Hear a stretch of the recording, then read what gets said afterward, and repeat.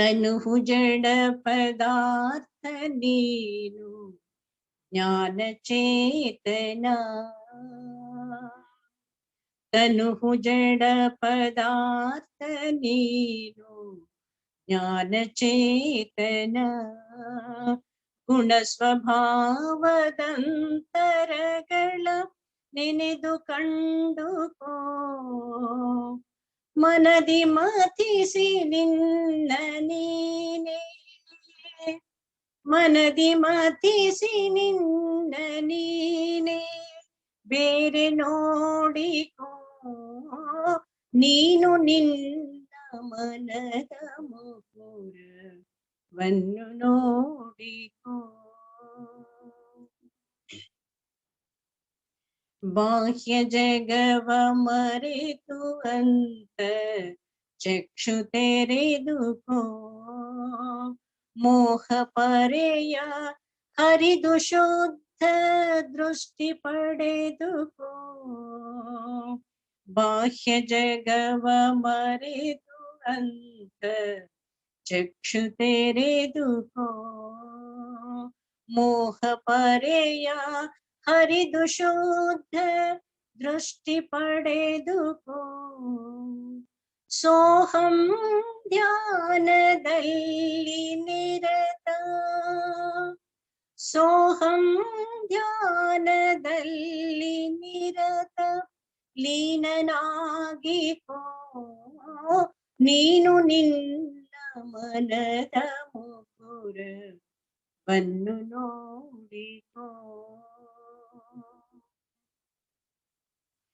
ಜ್ಞಾನಮಯ ಚೈತನ್ಯಮಯ ಸ್ವರೂಪ ದರ್ಶನ ನೀನು ಪಡೆದು ಮನುಜ ಜನ್ಮ ಸಫಲ ಮಾಡಿಕೋ. ಜ್ಞಾನಮಯ ಚೈತನ್ಯಮಯ ಸ್ವರೂಪ ದರ್ಶನ ನೀನು ಪಡೆದು ಮನುಜ ಜನ್ಮ ಸಫಲ ಮಾಡಿಕೋ. ಸ್ವಾನಂದಾನುಭವ ಸವಿದು, ಸ್ವಾನಂದಾನುಭವ ಸವಿದು ಧನ್ಯನಾಗಿಕೋ. ನೀನು ನಿನ್ನ ಮನದ ಮುಕುರವನ್ನು ನೋಡಿಕೋ. ನಿನ್ನೊಳಿರುವ ಕುಂದು ಕೊರತೆಗಳನ್ನು ತೀರ್ತಿಕೋ.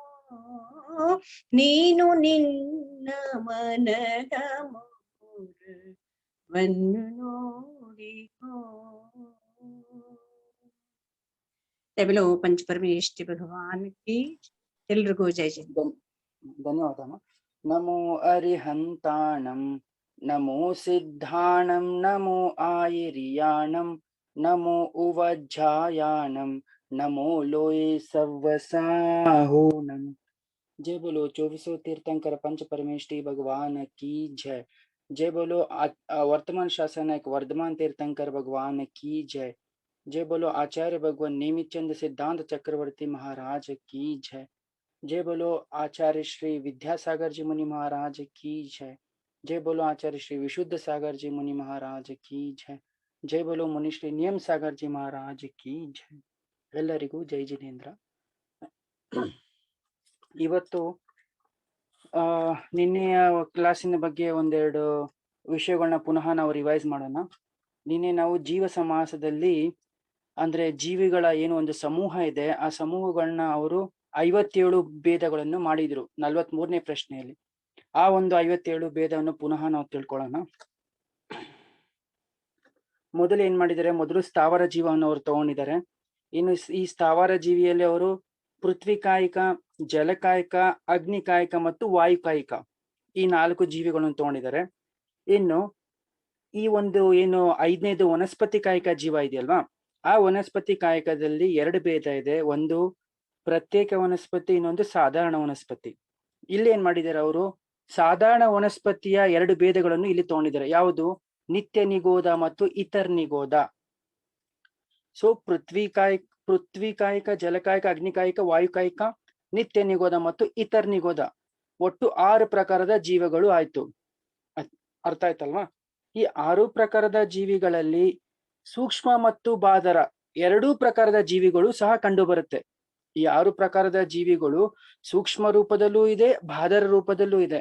ಹಾಗಾಗಿ ಈ 6 ಪ್ರಕಾರದ ಜೀವಿಗಳಲ್ಲಿ ಎರಡೆರಡು ಭೇದ ಆದಾಗ ಎಷ್ಟಾಗತ್ತೆ? ಒಟ್ಟು ಭೇದ ಎಷ್ಟಾಯ್ತು? 12 ಭೇದ ಆಗತ್ತೆ ಅಲ್ವಾ? 6 12. ನೆಕ್ಸ್ಟ್ ಏನಾಗುತ್ತೆ? ನೆಕ್ಸ್ಟ್ ಇಲ್ಲಿ ಪ್ರತ್ಯೇಕ ವನಸ್ಪತಿಲಿ 2 ಭೇದ ಅಂತ ನಾನು ಈಗಷ್ಟೇ ಹೇಳಿದೆ. ಏನು? ಪ್ರತ್ಯೇಕ ಮತ್ತು ಸಾಧಾರಣ ಅಂತ. ಇನ್ನು ಈ ಪ್ರತ್ಯೇಕ ವನಸ್ಪತಿಯಲ್ಲೂ ಸಹ 2 ಭೇದ ಇದೆ. ಏನು? ಸಪ್ರತಿಷ್ಠ ಮತ್ತು ಅಪ್ರತಿಷ್ಠ ಅಂತ. ಸೊ ಈ ಒಂದು ಸಪ್ರತಿಷ್ಠ ಮತ್ತು ಅಪ್ರತಿಷ್ಠಿತ ಏನಿದೆಯಲ್ಲ, ಪ್ರತ್ಯೇಕ ವನಸ್ಪತಿ ಅಂತ ನಾವು ಏನ್ ಹೇಳ್ತೇವಲ್ವಾ, ಈ ಒಂದು ಪ್ರತ್ಯೇಕ ವನಸ್ಪತಿ ಕೇವಲ ಬಾದರ ಅವಸ್ಥೆಯಲ್ಲೇ ಇರುತ್ತದೆ. ಅವುಗಳಲ್ಲಿ ಸೂಕ್ಷ್ಮ ಅನ್ನೋ ಜೀವಿ ಇರುವುದಿಲ್ಲ. ಅರ್ಥ ಆಗ್ತಿದೆಯಲ್ವಾ? ಅಂದ್ರೆ ಇವುಗಳು ಕೇವಲ ಬಾದರ ರೂಪದಲ್ಲೇ ಇರುತ್ತೆ ಹೊರತಾಗಿ ಸೂಕ್ಷ್ಮ ರೂಪದಲ್ಲಿ ಇರುವುದಿಲ್ಲ. ಹಾಗಾಗಿ ಇವುಗಳಲ್ಲಿ ಕೇವಲ ಬಾದರ ಒಂದೇ ತಗೊಂಡಿದ್ದಾರೆ ಇಲ್ಲಿ. ಅರ್ಥ ಆಯ್ತಲ್ವಾ? ಹಾಗಾಗಿ ಒಟ್ಟು ಎಷ್ಟಾಯ್ತು? 14 ಪ್ರಕಾರದ ಜೀವಿಗಳಾಯ್ತು. ಅರ್ಥ ಆಗ್ತಿದ್ವಲ್ಲ? ಈಗ ನಾವು 12 ತಿಳ್ಕೊಂಡಿದ್ವಿ. ಅದಾದ್ಮೇಲೆ ಅದರಲ್ಲಿ ಮತ್ತೆ 2 ಸೇರಿಸಿದ್ರೆ ಯಾವುದನ್ನ? ವನಸ್ಪತಿಯಲ್ಲಿ, ಪ್ರತ್ಯೇಕ ವನಸ್ಪತಿಯಲ್ಲಿ ಸಪ್ರತಿಷ್ಠ ಅಪ್ರತಿಷ್ಠ ಈ 2 ಸೇರಿಸಿದಾಗ ಒಟ್ಟು ಎಷ್ಟಾಗತ್ತೆ? 14 ಪ್ರಕಾರ ಆಗುತ್ತೆ ಅಲ್ವಾ? ಇಷ್ಟು ಏನಾಯ್ತು? ಈ 14 ಪ್ರಕಾರಗಳು ಸ್ಥಾವರ ಜೀವಿಗಳಾದ್ವು. ಸ್ಥಾವರ ಜೀವಿಯಲ್ಲಿ ಒಟ್ಟು 14 ಭೇದ ಮಾಡಿದ್ರು. ಇನ್ನು ಈಗ ತ್ರಸಕ್ಕೆ ಬರೋಣ. ಈ ತ್ರಸ ಜೀವಿಯಲ್ಲಿ ಎಷ್ಟು ಭೇದ ಮಾಡ್ತಾರೆ ಅಂತಂದ್ರೆ ನೋಡಿ, ಮೊದಲು ತ್ರಸ ಜೀವಿಗಳಲ್ಲಿ ವಿಕಲೇಂದ್ರಿಯಗಳನ್ನ ತಗೊಂಡಿದ್ದಾರೆ. ದ್ವಿಇಂದ್ರಿಯ, ತ್ರಿಇಂದ್ರಿಯ, ಚತುರೇಂದ್ರಿಯ, ಅದರೊಟ್ಟಿಗೆ ಅಸಂಗಿ ಪಂಚೇಂದ್ರಿಯ ವಿಕಲೇಂದ್ರಿಯನು ತಗೊಂಡಿದ್ದಾರೆ, ಅದರೊಟ್ಟಿಗೆ ಪಂಚೇಂದ್ರಿಯನು ತಗೊಂಡಿದ್ದಾರೆ. ಮೊದಲು ಯಾವ್ದು ತಗೊಂಡಿದ್ದಾರೆ ಅಂತಂದ್ರೆ ದ್ವಿಇಂದ್ರಿಯ, ತ್ರಿಇಂದ್ರಿಯ, ಚತುರೇಂದ್ರಿಯ, ಅಸಂಗಿ ಪಂಚೇಂದ್ರಿಯ ಮತ್ತು ಸಂಗಿ ಪಂಚೇಂದ್ರಿಯ. ಒಟ್ಟು ಎಷ್ಟು ಭೇದ ಆಯ್ತು? ಇಲ್ಲಿ 5 ಭೇದಗಳಾಯ್ತು ಅಲ್ವಾ? ಈ 5 ಭೇದಗಳಲ್ಲಿ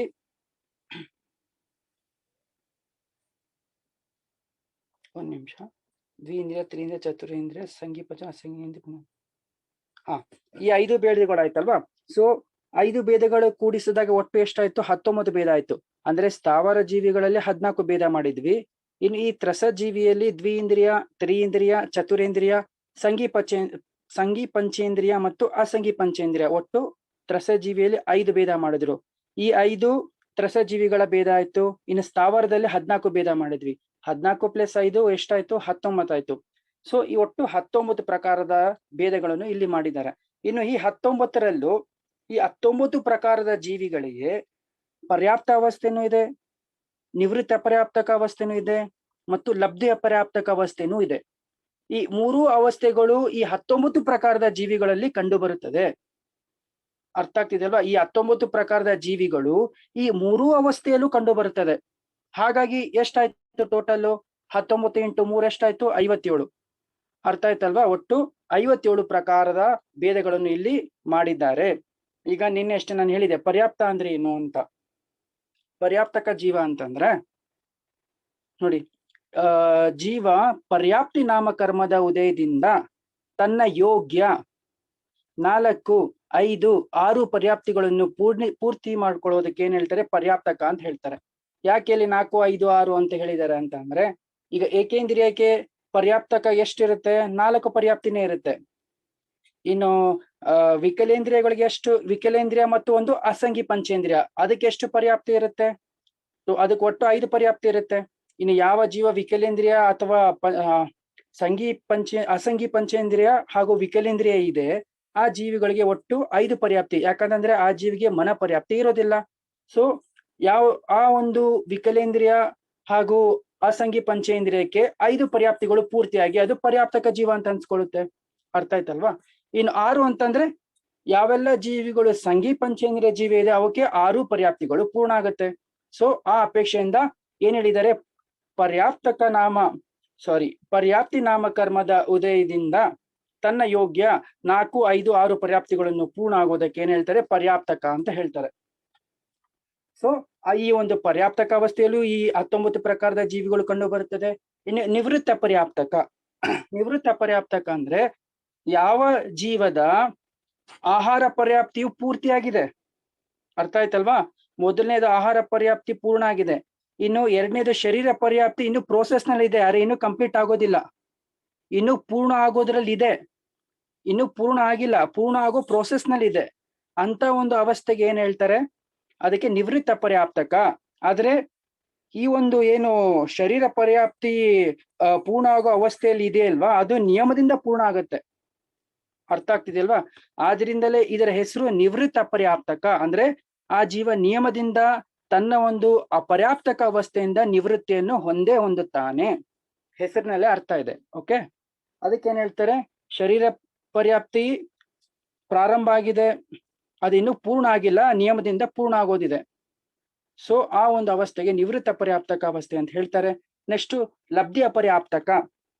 ಲಬ್ಧಿ ಅಪರ್ಯಾಪ್ತಕ ಅಂತೂ ಹೇಳ್ಬೋದು, ಅಥವಾ ಅಪರ್ಯಾಪ್ತಕ ಅಂತೂ ಹೇಳ್ಬೋದು. ಲಬ್ಧಿ ಅಪರ್ಯಾಪ್ತಕ ಅಂದ್ರೆ ಏನು?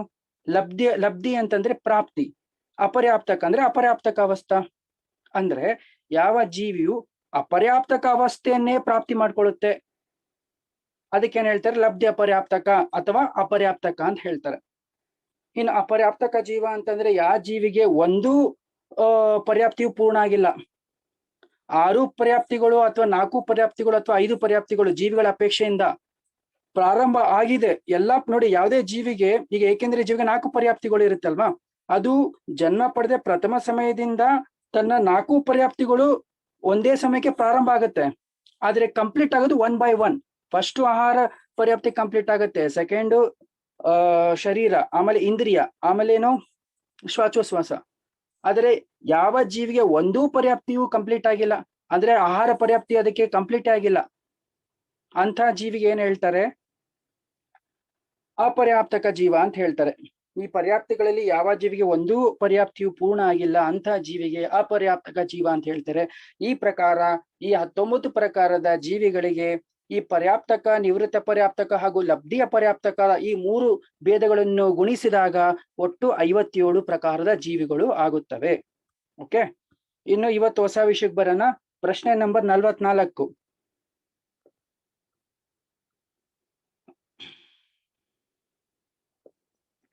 ಓಪನ್ ಮಾಡಿಮ್ಮ. ನಿರಂಜನ್ ಸರ್ ಓದ್ತೀರಾ? ನಿರಂಜನ್ ಸರ್, ಪದ್ಮಾ ಮೇಡಮ್ ಓದ್ತೀರಾ? ಸರ್ ಓದ್ಲಾ ನಾನು? ಓದಿಮ್ಮ. ಫಸ್ಟ್ ಪ್ಯಾರಾಗ್ರಾಫ್ ಮಾತ್ರ ಓದಿ. 42 ಭೇದಗಳಾಗುತ್ತವೆ ಅಂತ ಹೇಳಿದ್ರಲ್ಲ, ಅದಷ್ಟು ಮಾತ್ರ ಓದಿ. ಪ್ರಶ್ನೆ 44. ಜೀವ ಸಮಾಸದ 98 ಭೇದಗಳು ಯಾವುವು ಆಗಿವೆ? ಉತ್ತರ: ಏಕೇಂದ್ರಿಯದ ಮೇಲೆ ಹೇಳಿರುವ ಭೇದದ ಪರ್ಯಾಪ್ತ, ನಿವೃತ್ತ ಪರ್ಯಾಪ್ತ ಮತ್ತು ಲಬ್ಧ ಪರ್ಯಾಪ್ತಗಳ ಅಪೇಕ್ಷೆಯಿಂದ 3 ಭೇದಗಳಾಗುತ್ತವೆ. ಆದ್ದರಿಂದ ಏಕೇಂದ್ರಿಯಗಳಿಗೆ ಸಂಬಂಧಿಸಿದ 14 × 3 = 42 ಭೇದಗಳಾಗುತ್ತವೆ. ಉತ್ತರ ಇನ್ನೊಂದ್ಸರಿ ಓದ್ತೀನಿ. ಏಕೇಂದ್ರಿಯದ ಮೇಲೆ ಹೇಳಿರುವ ಭೇದದ ಪರ್ಯಾಪ್ತ, ನಿವೃತ್ತ ಅಪರ್ಯಾಪ್ತ ಮತ್ತು ಲಬ್ಧ ಪರ್ಯಾಪ್ತಗಳ ಅಪೇಕ್ಷೆಯಿಂದ 3 ಭೇದಗಳಾಗುತ್ತವೆ. ಆದ್ದರಿಂದ ಏಕೇಂದ್ರಿಯಗಳಿಗೆ ಸಂಬಂಧಿಸಿದ 42 ಭೇದಗಳಾಗುತ್ತವೆ. ಓಕೆ, ಇಲ್ಲಿ ಏನ್ ಹೇಳಿದ್ದಾರೆ? ಉಪರ್ಯುಕ್ತ ಅಂತಂದ್ರೆ ಮೇಲೆ ಹೇಳಿರುವ ಏಕೇಂದ್ರಿಯಕ್ಕೆ ಉಪರ್ಯುಕ್ತ ಅಂದ್ರೆ ಮೇಲೆ ಹೇಳಿರುವಂತಹ ಏನು ಒಂದು 14 ಭೇದ ಏನ್ ಮಾಡಿದಾರಲ್ವಾ, ಅಂದ್ರೆ ಸ್ಥಾವರ ಜೀವಿ.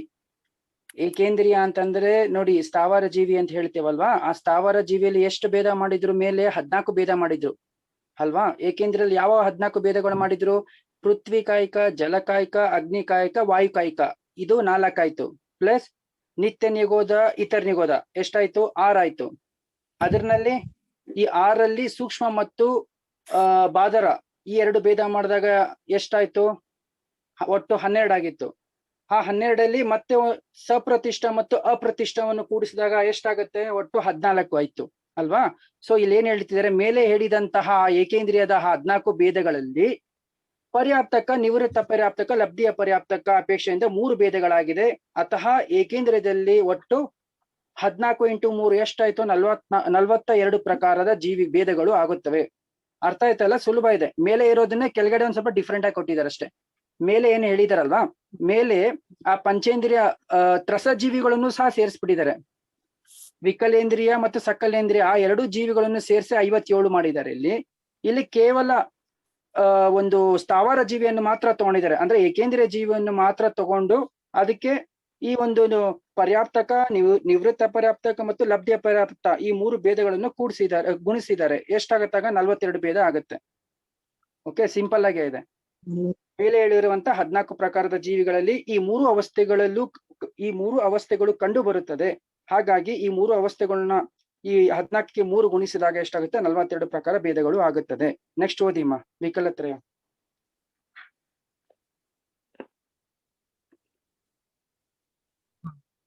ವಿಕಲತ್ರಯದ ಪರ್ಯಾಪ್ತ, ನಿವೃತ್ತ ಪರ್ಯಾಪ್ತ ಮತ್ತು ಲಬ್ಧ ಪರ್ಯಾಪ್ತದ ಅಪೇಕ್ಷೆಯಿಂದ 3 ಭೇದಗಳಿವೆ.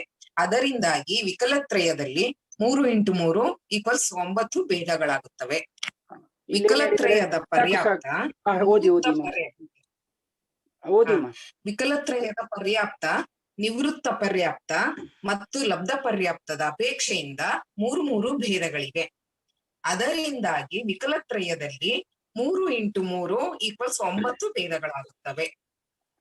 ಈಗ ನಾವ್ ಏನ್ ಮಾಡಿದ್ವಿ? ಮೊದಲು ನಾವು ಸ್ಥಾವರ ಜೀವಿಗಳನ್ನ ತಿಳ್ಕೊಂಡ್ವಿ, ಏಕೇಂದ್ರೀಯ ಸ್ಥಾವರ ಜೀವಿಗಳನ್ನ ನಾವು ತಿಳ್ಕೊಂಡ್ವಿ. ಈಗ ನಾವ್ ಎಲ್ಲಿಗೆ ಬರ್ತಾ ಇದೀವಿ? ಈಗ ನಾವು ತ್ರಸ ಜೀವಿಗೆ ಬರ್ತಾ ಇದೀವಿ. ಅರ್ಥ ಆಯ್ತಲ್ವಾ? ಈ ತ್ರಸ ಜೀವಿಯಲ್ಲೂ ಮೊದಲು ನಾವು ಯಾವ್ದನ್ನ ತಿಳ್ಕೊಂತಾ ಇದೀವಿ? ಮೊದಲು ನಾವು ವಿಕಲೇಂದ್ರಿಯ ಜೀವಿಗಳನ್ನ ಈ ವಿಕಲೇಂದ್ರಿಯ ಜೀವಿಗಳಂದ್ರೆ ಯಾವುವು ನೋಡಿ? ಯಾವುದರ ಇಂದ್ರಿಯಗಳು ಪೂರ್ತಿ ಇಲ್ಲ ಅಂದ್ರೆ ವಿಕಲ ಇದೆ, ಅಂದ್ರೆ ನ್ಯೂನತೆ ಇದೆ. ವಿಕಲೇಂದ್ರಿಯ ಅಂತ ಯಾವ್ದಕ್ಕೆ ಕರಿತೇವೆ? ಯಾವುದಕ್ಕೆ ಇಂದ್ರಿಯಗಳು ನ್ಯೂನತೆ ಇದೆ ಅಂದ್ರೆ 5 ಇಂದ್ರಿಯಗಳಲ್ಲಿ ಯಾವ್ದಾರ ಒಂದು ಇಂದ್ರಿಯ ನ್ಯೂನತೆ ಇದ್ರೆ ಅದಕ್ಕೇನ್ ಹೇಳ್ತಾರೆ? ವಿಕಲೇಂದ್ರಿಯ ಅಂತ ಹೇಳ್ತಾರೆ ಅಲ್ವಾ? ಸೊ ಈ ತ್ರಸಜೀವಿಯಲ್ಲಿ ವಿಕಲೇಂದ್ರಿಯಗಳು ಅಂದ್ರೆ ಯಾವ್ಯಾವು? ಯಾವುಗಳಿಗೆ ಪೂರ್ತಿ 5 ಇಂದ್ರಿಯಗಳೆಲ್ಲ ನ್ಯೂನತೆ ಯಾವ ಜೀವಿಗಳಿಗಿದೆ? ಮೊದಲು ದ್ವಿಇಂದ್ರಿಯ, ತ್ರಿಇಂದ್ರಿಯ ಮತ್ತು ಚತುರೇಂದ್ರಿಯ ಅಲ್ವಾ? ಸೊ ವಿಕಲತ್ರಯ ಅಂತಂದ್ರೆ 3 ಪ್ರಕಾರದ ಜೀವಿಗಳು ಬರುತ್ತೆ. ಯಾವ್ದಂತಂದ್ರೆ ದ್ವಿಇಂದ್ರಿಯ, ತ್ರಿಇಂದ್ರಿಯ ಮತ್ತು ಚತುರೇಂದ್ರಿಯ. ಅರ್ಥ ಆಗ್ತಿದಲ್ವಾ?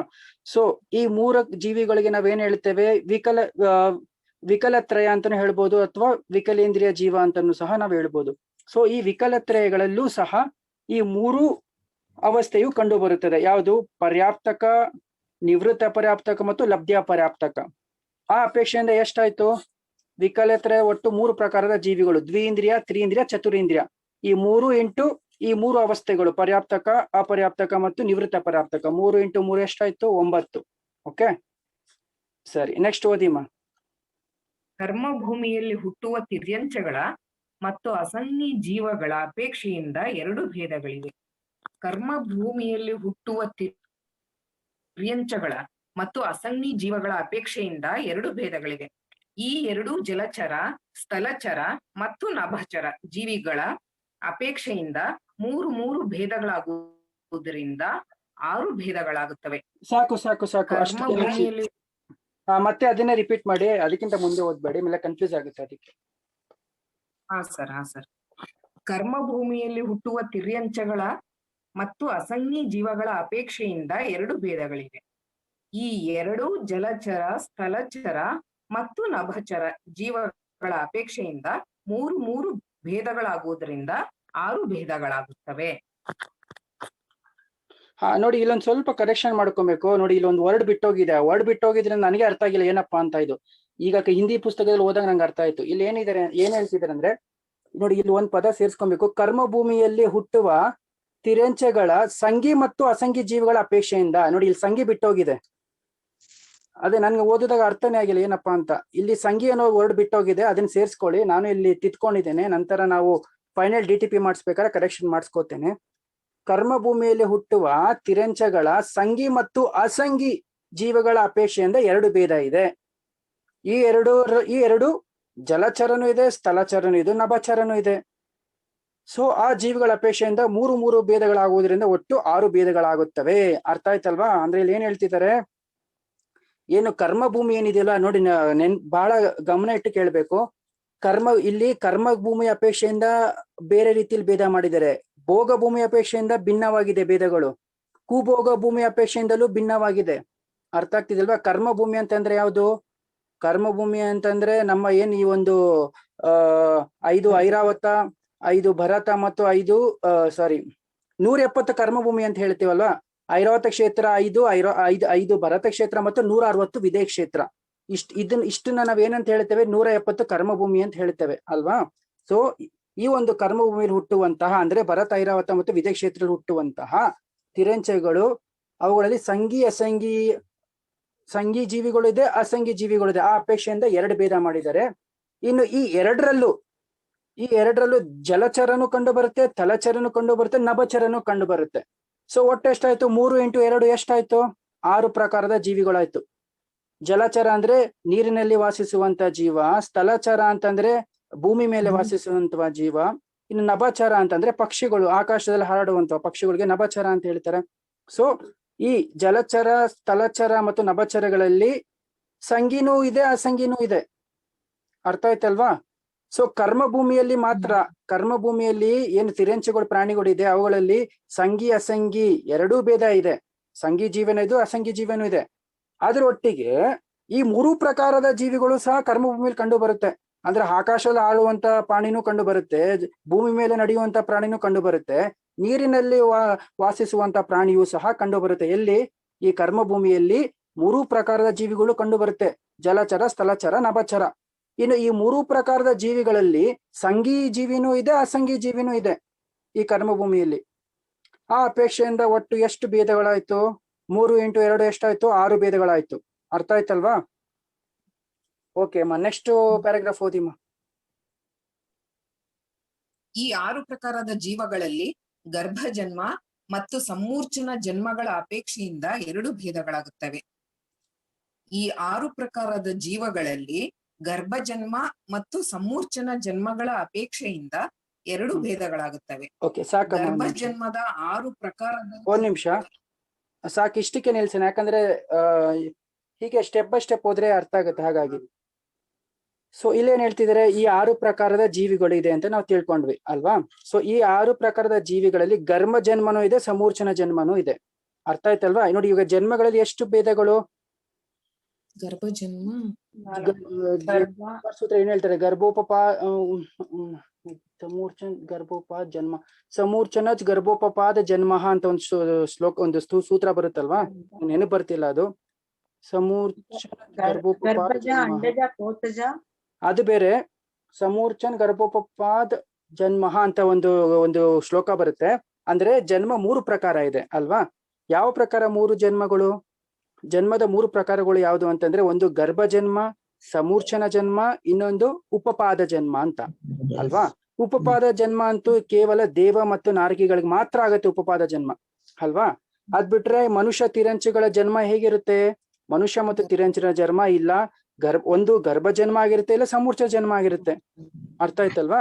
ಸೊ ಈ ಕರ್ಮ ಭೂಮಿಯಲ್ಲಿ ಇಲ್ಲಿ ತಿರಂಚರ ಅಪೇಕ್ಷೆ. ಈಗ ಇಲ್ಲಿ ಬರೀ ನಾವು ತಿರಂಚ ಪ್ರಾಣಿಗಳ ಬಗ್ಗೆ ಚರ್ಚೆ ಮಾಡ್ತಾ ಇದೀವಿ, ಇನ್ನು ಮನುಷ್ಯಗ್ ಬಂದಿಲ್ಲ, ನೆನಪಲ್ಲಿ ಇಟ್ಕೊಳ್ಳಿ. ಕರ್ಮ ಭೂಮಿಯ ತಿರಂಚಿಗಳು ಏನಿದೆ, ಆ ತಿರಂಚಿಗಳು ಅಂದ್ರೆ ಈ 6 ಪ್ರಕಾರದ ತಿರಂಚ ನಾವೇನ್ ತಿಳ್ಕೊಂಡಿದೀವಲ್ವಾ, ಈಗ ಮೇಲೆ ಅಷ್ಟೇ ನಾವು ಓದಿದ್ವಲ್ಲ, ಆ 6 ಪ್ರಕಾರದ ತಿರಂಚಗಳು ಗರ್ಭ ಜನ್ಮವೂ ಕಂಡು ಬರುತ್ತೆ, ಸಮೂರ್ಛನ ಜನ್ಮವೂ ಕಂಡು ಬರುತ್ತೆ. ಕೆಲವೊಂದು ಜೀವಿಗಳು 6 ಪ್ರಕಾರದ ಜೀವಿಗಳು ಕೆಲವೊಂದು ಸಮೂರ್ಛನ ಜನ್ಮವನ್ನು ಹೊಂದುತ್ತವೆ, ಕೆಲವೊಂದು ಗರ್ಭ ಜನ್ಮವೂ ಹೊಂದುತ್ತದೆ. ಈ 2ರ ಅಪೇಕ್ಷೆಯಿಂದ ಇಲ್ಲಿ 2 ಭೇದಗಳಾಗತ್ತೆ. ಆಗ ಎಷ್ಟಾಯ್ತು? 6 × 2 ಎಷ್ಟಾಯ್ತು? 12. ಹಾ, 12 ಭೇದ ಆಯ್ತಲ್ವಾ. ಒಂದ್ ನಿಮಿಷ. ಹಾ, 6 ಪ್ರಕಾರದ 6 × 6. ಓಕೆ, ಸರಿ ಇದೆ, 12 ಭೇದ ಆಯ್ತು. ಓಕೆ, ನೆಕ್ಸ್ಟ್ ಓದಿಮಾ. ಗರ್ಭ ಜನ್ಮದ 6 ಪ್ರಕಾರದ ಜೀವಿಗಳ ಪರ್ಯಾಪ್ತ ಮತ್ತು ನಿವೃತ್ತ ಪರ್ಯಾಪ್ತದ ಅಪೇಕ್ಷೆಯಿಂದ 2 ಭೇದಗಳಿವೆ. ಗರ್ಭ ಜನ್ಮದ 6 ಪ್ರಕಾರದ ಜೀವಿಗಳ ಪರ್ಯಾಪ್ತ ಮತ್ತು ನಿವೃತ್ತ ಪರ್ಯಾಪ್ತದ ಅಪೇಕ್ಷೆಯಿಂದ 2 ಭೇದಗಳಿವೆ. ಮುಂದೆ ಓದ್ಲ ಸರ್? ಒಂದ್ ನಿಮಿಷ ಅಮ್ಮ, ಒಂದ್ ನಿಮಿಷ. ಇದು ನಾನು ಮತ್ತೆ ಇನ್ನೊಂದ್ಸಲ ಓದ್ತೇನೆ. ಮೊದಲೇನು 6 ಒಟ್ಟು 18 ಭೇದ ಮಾಡಿದ್ದೇವೆ. ಒಂದ್ ನಿಮಿಷ. गर्भ जन्म वाले 6 प्रकार के जीव पर्याप्त, गर्भ जन्म वाले 6 पर्याप्त।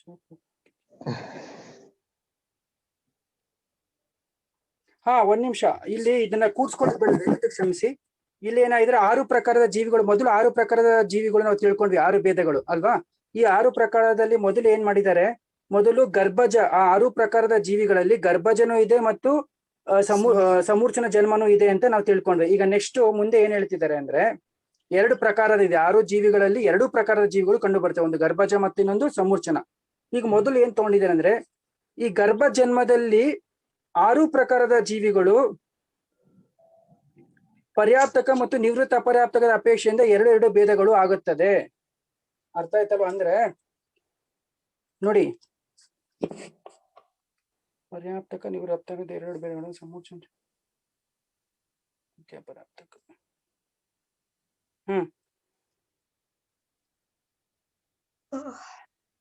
ನೋಡಿ, ಮೊದಲು ಈ ಗರ್ಭ ಜನ್ಮನ ಪುನಃ ಭೇದ ಮಾಡಿದರೆ, ಈ ಗರ್ಭದಲ್ಲಿ ಜನ್ಮ ಪಡೆಯುವಂತಹ ಏನು 6 ಪ್ರಕಾರದ ಜೀವಿಗಳು, ಗರ್ಭ ಜನ್ಮನೂ ಇದೆ, ಸಮೂರ್ಛನ ಜನ್ಮನೂ ಇದೆ ಅಲ್ವಾ? ಸೊ ಈ 6 ಪ್ರಕಾರದ ಜೀವಿಗಳು ಯಾವುದು ಗರ್ಭ ಜನ್ಮವನ್ನು ಹೊಂದುತ್ತದೆಯೋ ಆ ಗರ್ಭ ಜನ್ಮವನ್ನು ಹೊಂದುವಂತಹ ಜೀವಿಗಳಲ್ಲೂ 2 ಭೇದ ಮಾಡಿದ್ರೆ, ಒಂದು ಪರ್ಯಾಪ್ತಕ, ಇನ್ನೊಂದು ನಿವೃತ್ತ ಪರ್ಯಾಪ್ತಕ. ಈ 2ರ ಅಪೇಕ್ಷೆಯಿಂದ ಇಲ್ಲಿ ಒಟ್ಟು ಎಷ್ಟು ಭೇದ ಆಯ್ತು? 6 × 12 ಭೇದ ಆಯ್ತು. ಅರ್ಥ ಆಯ್ತಲ್ವಾ? 6 × 2 ಎಷ್ಟಾಯ್ತು? 12. ಅಂದ್ರೆ ಈ ಈ 6 ಜೀವಿಗಳು ಗರ್ಭ ಜನ್ಮನೂ ಇದೆ, ಸಮೂರ್ಛನ ಜನ್ಮನೂ ಇದೆ. ಮೊದಲು ಅವ್ರು ಯಾವ್ದು ತೊಗೊಂಡ್ರು? 6 ಜೀವಿಗಳನ್ನ ಮೊದಲು ಗರ್ಭಕ್ಕೆ ಫಸ್ಟ್ ಹೋಲ್ಸ್ಕೊಂಡ್ರು, ಗರ್ಭ ಜನ್ಮಕ್ಕೆ. ಸೊ ಈ ಗರ್ಭ ಜನ್ಮದಲ್ಲಿ 2 ಭೇದ ಇದೆ, ಯಾವ್ದು? ಒಂದು ಪರ್ಯಾಪ್ತಕ, ಇನ್ನೊಂದು ನಿವೃತ್ತ ಪರ್ಯಾಪ್ತಕ. ಸೊ 6 × 2 ಎಷ್ಟಾಯ್ತು? ಒಟ್ಟು 12 ಭೇದ ಆಯ್ತು. ಯಾವ ಅಪೇಕ್ಷೆಯಿಂದ? ಗರ್ಭ ಜನ್ಮದ ಅಪೇಕ್ಷೆಯಿಂದ 12 ಭೇದ ಆಯ್ತು. 12 ಪ್ಲಸ್ ಮಾಡ್ಕೊಳ್ಳಿ, ಪ್ಲಸ್ ನೆಕ್ಸ್ಟ್ ಏನ್ ಹೇಳ್ತಿದ್ದಾರೆ? ಸಮೂರ್ಛನ ಜನ್ಮದ 6 ಪ್ರಕಾರದ ಜೀವಿಗಳಲ್ಲಿ ಪರ್ಯಾಪ್ತಕ, ನಿವೃತ್ತ ಪರ್ಯಾಪ್ತಕ ಮತ್ತು ಲಬ್ಧಿ ಅಪರ್ಯಾಪ್ತಕ, ಈ 3 ಭೇದಗಳು ಕಂಡು ಬರುತ್ತೆ ಅಂತೆ.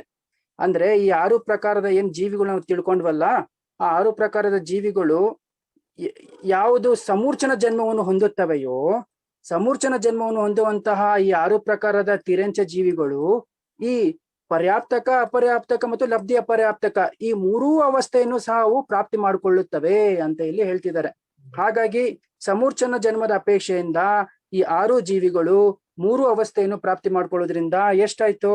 6 × 3 ಎಷ್ಟಾಯ್ತು? 18 ಭೇದ ಆಯ್ತು. ಅರ್ಥ ಆಯ್ತಲ್ವಾ? ಇನ್ನು 12 + 18 ಎಷ್ಟಾಯ್ತು? 30 ಭೇದ ಆಯ್ತು ಟೋಟಲ್. ಸೊ ಕರ್ಮಭೂಮಿ ತಿರಂಚಗಳಲ್ಲಿ ಎಷ್ಟು ಭೇದ ಆಯ್ತು ಟೋಟಲ್? 30 ಭೇದ. 18 + 12. ಅರ್ಥ ಆಯ್ತಲ್ವಾ? ಯಾರಿಗಾದ್ರೂ ಏನ್ ಕನ್ಫ್ಯೂಷನ್ ಏನಿಲ್ವಲ್ಲ? ಇಲ್ಲಾಂದ್ರೆ ಇನ್ನೊಂದ್ಸಲ ಹೇಳ್ತೇನೆ, ತಿಳ್ಕೊಳ್ಳಿ. ನೋಡಿ, ಇಲ್ಲಿ ಏನ್ ಹೇಳ್ತಿದ್ದಾರೆ, ಕರ್ಮ ಭೂಮಿಯಲ್ಲಿ ಪಂಚೇಂದ್ರಿಯ ತಿರಂಚದ ಬಗ್ಗೆ ನಾವು ಈಗ ಚರ್ಚೆ ಮಾಡ್ತಿದೀವಿ. ಅರ್ಥ ಆಗ್ತಿದೆಯಲ್ವಾ? ಕರ್ಮ ಭೂಮಿಯ ಪಂಚೇಂದ್ರಿಯ ತಿರಂಚದ ಬಗ್ಗೆ ನಾವು ಚರ್ಚೆ ಮಾಡ್ತಿದೀವಿ. ಓಕೆ, ಪಂಚೇಂದ್ರಿಯ ಜೀವದಲ್ಲಿ ನೋಡಿ, ಈಗಷ್ಟೇ ನಾವು ಇದರ ಹಿಂದೆ ನಾವು ಏಕೇಂದ್ರಿಯ ಜೀವನ ಸಂಪೂರ್ಣವಾಗಿ ತಿಳ್ಕೊಂಡ್ವಿ. ಏಕೇಂದ್ರಿಯ ಜೀವದಲ್ಲಿ ಒಟ್ಟು 42 ಭೇದ ಮಾಡಿದ್ವಿ. ಇನ್ನು ವಿಕಲೇಂದ್ರಿಯಗಳಲ್ಲಿ ಒಟ್ಟು ಎಷ್ಟು? 9 ಭೇದ ಮಾಡಿದ್ವಿ. ಇನ್ನು ಉಳ್ಕೊಂಡಿರೋದು ಯಾವುದು? ಪಂಚೇಂದ್ರಿಯ ಅಲ್ವಾ? ತ್ರಸ ಜೀವ, ನಾವು ಸ್ಥಾವರ ಜೀವಿಯಲ್ಲಿ ಒಟ್ಟು 42 ಭೇದ ಮಾಡಿದ್ವಿ ಹಿಂದೆ. ಅದಾದ್ಮೇಲೆ ಮತ್ತೆ ವಿಕಲೇಂದ್ರಿಯದಲ್ಲಿ 9 ಭೇದ ಮಾಡಿದ್ವಿ. ಈಗ ಉಳ್ಕೊಂಡಿರೋದು ಯಾವುದು? ಪಂಚೇಂದ್ರಿಯ. ಪಂಚೇಂದ್ರಿಯದಲ್ಲಿ ಒಂದು ಸಂಘಿ ಪಂಚೇಂದ್ರಿಯ, ಅಸಂಘಿ ಪಂಚೇಂದ್ರಿಯ. ಅವುಗಳ ಭೇದವನ್ನು ನಾವೀಗ ಮಾಡ್ತಾ ಇದ್ದೀವಿ.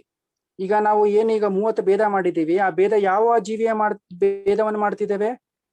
ಪಂಚೇಂದ್ರಿಯ ಜೀವಿಯ, ಪಂಚೇಂದ್ರಿಯ ತಿರಂಚದ ನಾವು ಭೇದ ಮಾಡ್ತಿದ್ದೇವೆ. ಓಕೆ, ಮೊದಲು ಕರ್ಮಭೂಮಿಯ ಪಂಚೇಂದ್ರಿಯ ತಿರಂಚಗಳಲ್ಲಿ ಸಂಘಿ ಮತ್ತು ಅಸಂಘಿ ಈ 2 ಅವಸ್ಥೆಗಳು ಕಂಡು ಬರುತ್ತದೆ. 2 ಪ್ರಕಾರದ ಜೀವಿಗಳು ಕಂಡು ಬರುತ್ತದೆ. ಹಾಗಾಗಿ ಮೊದಲು ಎಷ್ಟು ಭೇದ ಆಯ್ತು? 2 ಭೇದ. ಒಂದ್ ಕಡೆ ಬರ್ಕೊಂತ ಇರಿ, ಆಗ ಈಸಿ ಆಗುತ್ತೆ.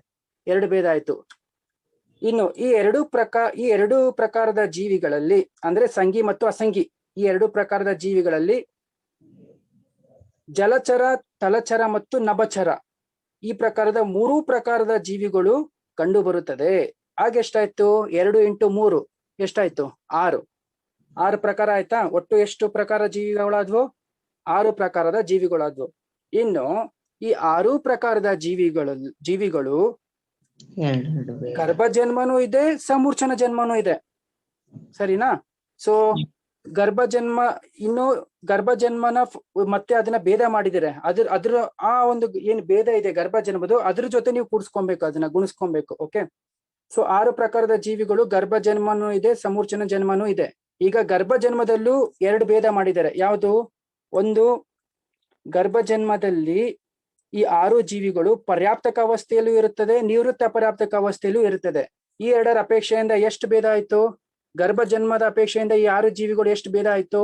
6 × 2 ಎಷ್ಟಾಯ್ತು? 12 ಭೇದ ಆಯ್ತು. ಕರೆಕ್ಟಾ? ಇನ್ನು ಸಮೂರ್ಛನ ಜನ್ಮಕ್ಕೆ ಬರೋಣ. ಈ ಸಮೂರ್ಛನ ಜನ್ಮವನ್ನು ಪಡೆಯುವಂತಹ ಈ 6 ಜೀವಿಗಳು ಪರ್ಯಾಪ್ತಕ ಅವಸ್ಥೆಯನ್ನು ಪ್ರಾಪ್ತಿ ಮಾಡ್ಕೊಳ್ತವೆ, ನಿವೃತ್ತ ಅಪರ್ಯಾಪ್ತಕ ಅವಸ್ಥೆಯಲ್ಲೂ ಇರ್ತವೆ, ಇನ್ನು ಲಬ್ಧಿ ಅಪರ್ಯಾಪ್ತಕ ಅವಸ್ಥೆಯಲ್ಲೂ ಸಹ ಇರ್ಬೋದು. ಈ 6 ಜೀವಿಗಳು ಈ 3 ಅವಸ್ಥೆಯಲ್ಲೂ ಇರ್ಬೋದು. ಯಾವಾಗ ಆ ಜೀವ ಯಾವಾಗ ಈ 6 ಪ್ರಕಾರದ ಜೀವಿಗಳು ಯಾವಾಗ ಸಮೂರ್ಛನ ಜನ್ಮವನ್ನು ಹೊಂದುತ್ತವೆಯೋ ಆಗ ಅದಕ್ಕೆ ಈ ಒಂದು ಪರ್ಯಾಪ್ತಕ, ಅಪರ್ಯಾಪ್ತಕ, ನಿವೃತ್ತಿ ಅಪರ್ಯಾಪ್ತಕ ಈ 3 ಅವಸ್ಥೆಗಳನ್ನು ಬೇಕಾದ್ರೆ ಅದು ಪ್ರಾಪ್ತ ಮಾಡ್ಕೊಳ್ಬಹುದು. ಹಾಗಾಗಿ ಎಷ್ಟಾಯ್ತು ಈಗ? 6 × 3 ಎಷ್ಟಾಯ್ತು? 18. ಸೊ ಸಮೂರ್ಛನ ಜನ್ಮದ್ದು 18, ಗರ್ಭ ಜನ್ಮದ್ದು 12. ಎಷ್ಟಾಯ್ತು? 18 + 12 30 ಪ್ರಕಾರದ ಭೇದಗಳು ಆಯ್ತು. 30 ಪ್ರಕಾರದ ಭೇದಗಳು ಯಾವುದರಲ್ಲಾಯ್ತು? ಕರ್ಮಭೂಮಿಯ ಪಂಚೇಂದ್ರಿಯ ತಿರಂಚ. ಇನ್ನು ಮನುಷ್ಯರಿಗೆ ಬಂದಿಲ್ಲ ನಾವು. ಕರ್ಮಭೂಮಿಯ ಪಂಚೇಂದ್ರಿಯ ತಿರಂಚದಲ್ಲಿ ಒಟ್ಟು ನಾವು ಎಷ್ಟು ಭೇದ ಮಾಡಿದ್ವಿ? ಸಂಗಿ, ಅಸಂಗಿ, ಜಲಚರ, ತಲಚರ, ನಭಚರ, ಗರ್ಭ ಜನ್ಮ, ಸಮೂರ್ಛನ ಜನ್ಮ, ಅದರಲ್ಲೂ ಪರ್ಯಾಪ್ತಕ, ನಿವೃತ್ತ ಅಪರ್ಯಾಪ್ತಕ, ಇನ್ನೊಂದರಲ್ಲಿ ಪರ್ಯಾಪ್ತಕ, ನಿವೃತ್ತ ಅಪರ್ಯಾಪ್ತಕ ಮತ್ತು ಲಬ್ಧಿ ಅಪರ್ಯಾಪ್ತಕ. ಇವಿಷ್ಟನ್ನು ಗುಣಿಸಿದಾಗ ಎಷ್ಟಾಯ್ತು? 30 ಭೇದ ಬಂತು. ಓಕೆ, ಏನಾದ್ರು ಹಂಗೂ ಅರ್ಥ ಆಗಿಲ್ಲ ಅಂದ್ರೆ ನಾನು ಕೊನೆಯಲ್ಲಿ ಹೇಳ್ತೇನೆ. Okay, next ಓದಿಮ್ಮ.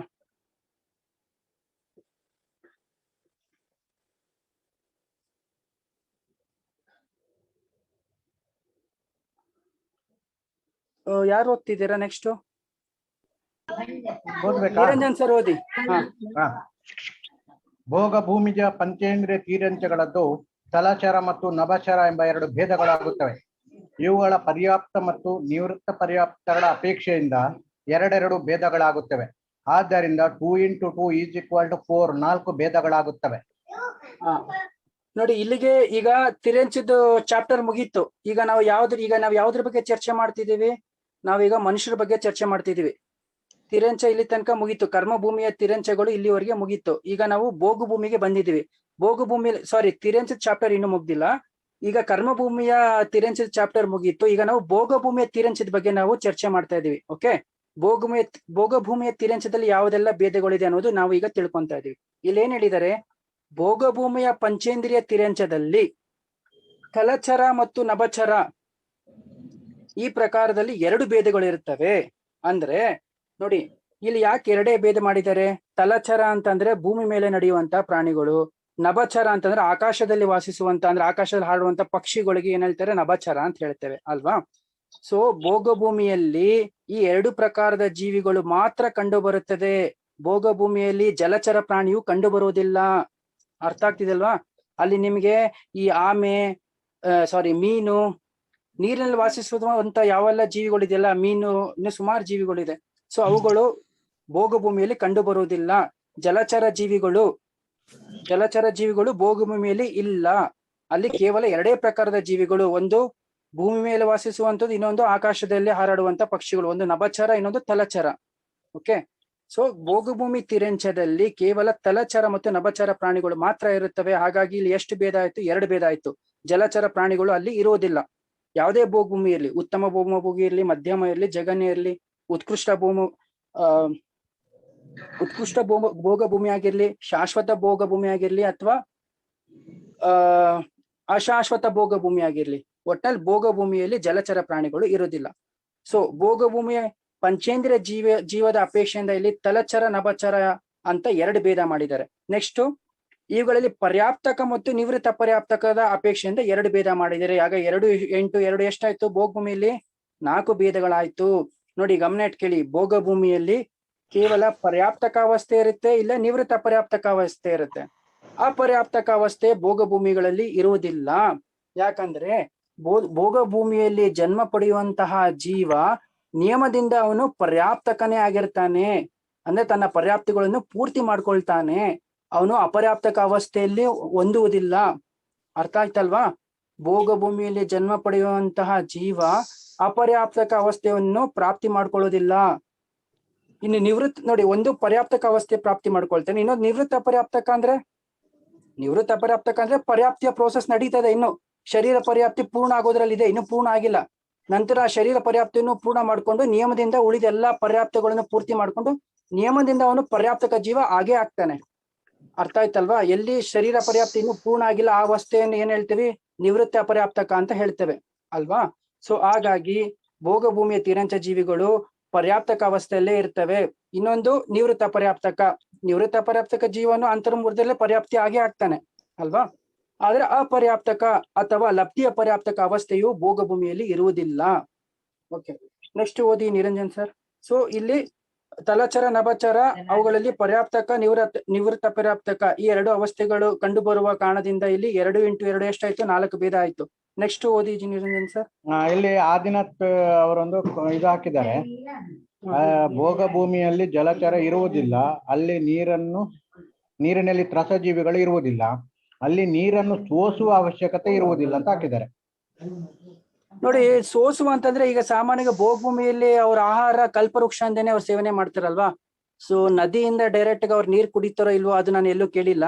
ಸಾಮಾನ್ಯವಾಗಿ ಅವ್ರ ಆಹಾರ ಈ ಒಂದು ಕಲ್ಪವೃಕ್ಷಗಳಿಂದನೇ ಅವ್ರು ಸೇವನೆ ಮಾಡ್ತಾರೆ. ಇನ್ನು ಕಲ್ಪವೃಕ್ಷದಿಂದ ಬರುವಂತ ಆಹಾರಗಳು ಅಚಿತ್ತನೇ ಆಗಿರುತ್ತೆ, ಸಚಿತ್ತ ಅಂತೂ ಇರೋದಿಲ್ಲ ಅಲ್ವಾ. ಏನ್ ಜಿನೇಂದ್ರ ಸರ್ ಇದ್ರ ಬಗ್ಗೆ ನಿಮ್ಮ ಅಭಿಪ್ರಾಯ ಹೇಳ್ಬೋದಾ? ಜಿನೇಂದ್ರ ಸರ್, ಈಗ ಕಲ್ಪವೃಕ್ಷದಲ್ಲಿ ಸಚಿತ ಆಹಾರ ಸಿಗುದಿಲ್ವಾ? ಅದು ನೋಡ್ಬೇಕು ಸರ್, ಬಹುಶಃ ಅಚಿತ್ತನೇ ಇರುತ್ತೆ ಅನ್ಸುತ್ತೆ. ಕಲ್ಪವೃಕ್ಷದಿಂದ ಸಚಿತ್ತ ಸಿಗುತ್ತದು. ಜಿನೇಂದ್ರ ಸರ್ ಇದ್ರ ಬಗ್ಗೆ ಏನಾದ್ರು ಐಡಿಯಾ ಇದೆಯಾ? ಜಿನೇಂದ್ರ ಬಂಗ ಸರ್, ಕಲ್ಪವೃಕ್ಷದಿಂದ ಸಚಿತ್ತನ ಅಚಿತ್ತ ಆಹಾರ ಸಿಗುತ್ತಾ? ಇದೊಂದ್ ಸ್ವಲ್ಪ ಹೇಳ್ಬೋದಾ? ಓಕೆ, ನಿರಂಜನ್ ಸರ್ ಇದ್ರ ಸ್ವಲ್ಪ ಸಮಯ ಕೊಡಿ, ನಾನು ಯೋಚನೆ ಮಾಡಿ ಹೇಳ್ತೀನಿ. ಅಥವಾ ಸುಗುಣಕ್ಕ ಇದ್ರೆ ನೋಡಿ, ಅವ್ರಿಗೇನೋ ಗೊತ್ತಿರ್ಬೋದು. ಸುಗುಣಕ್ಕ,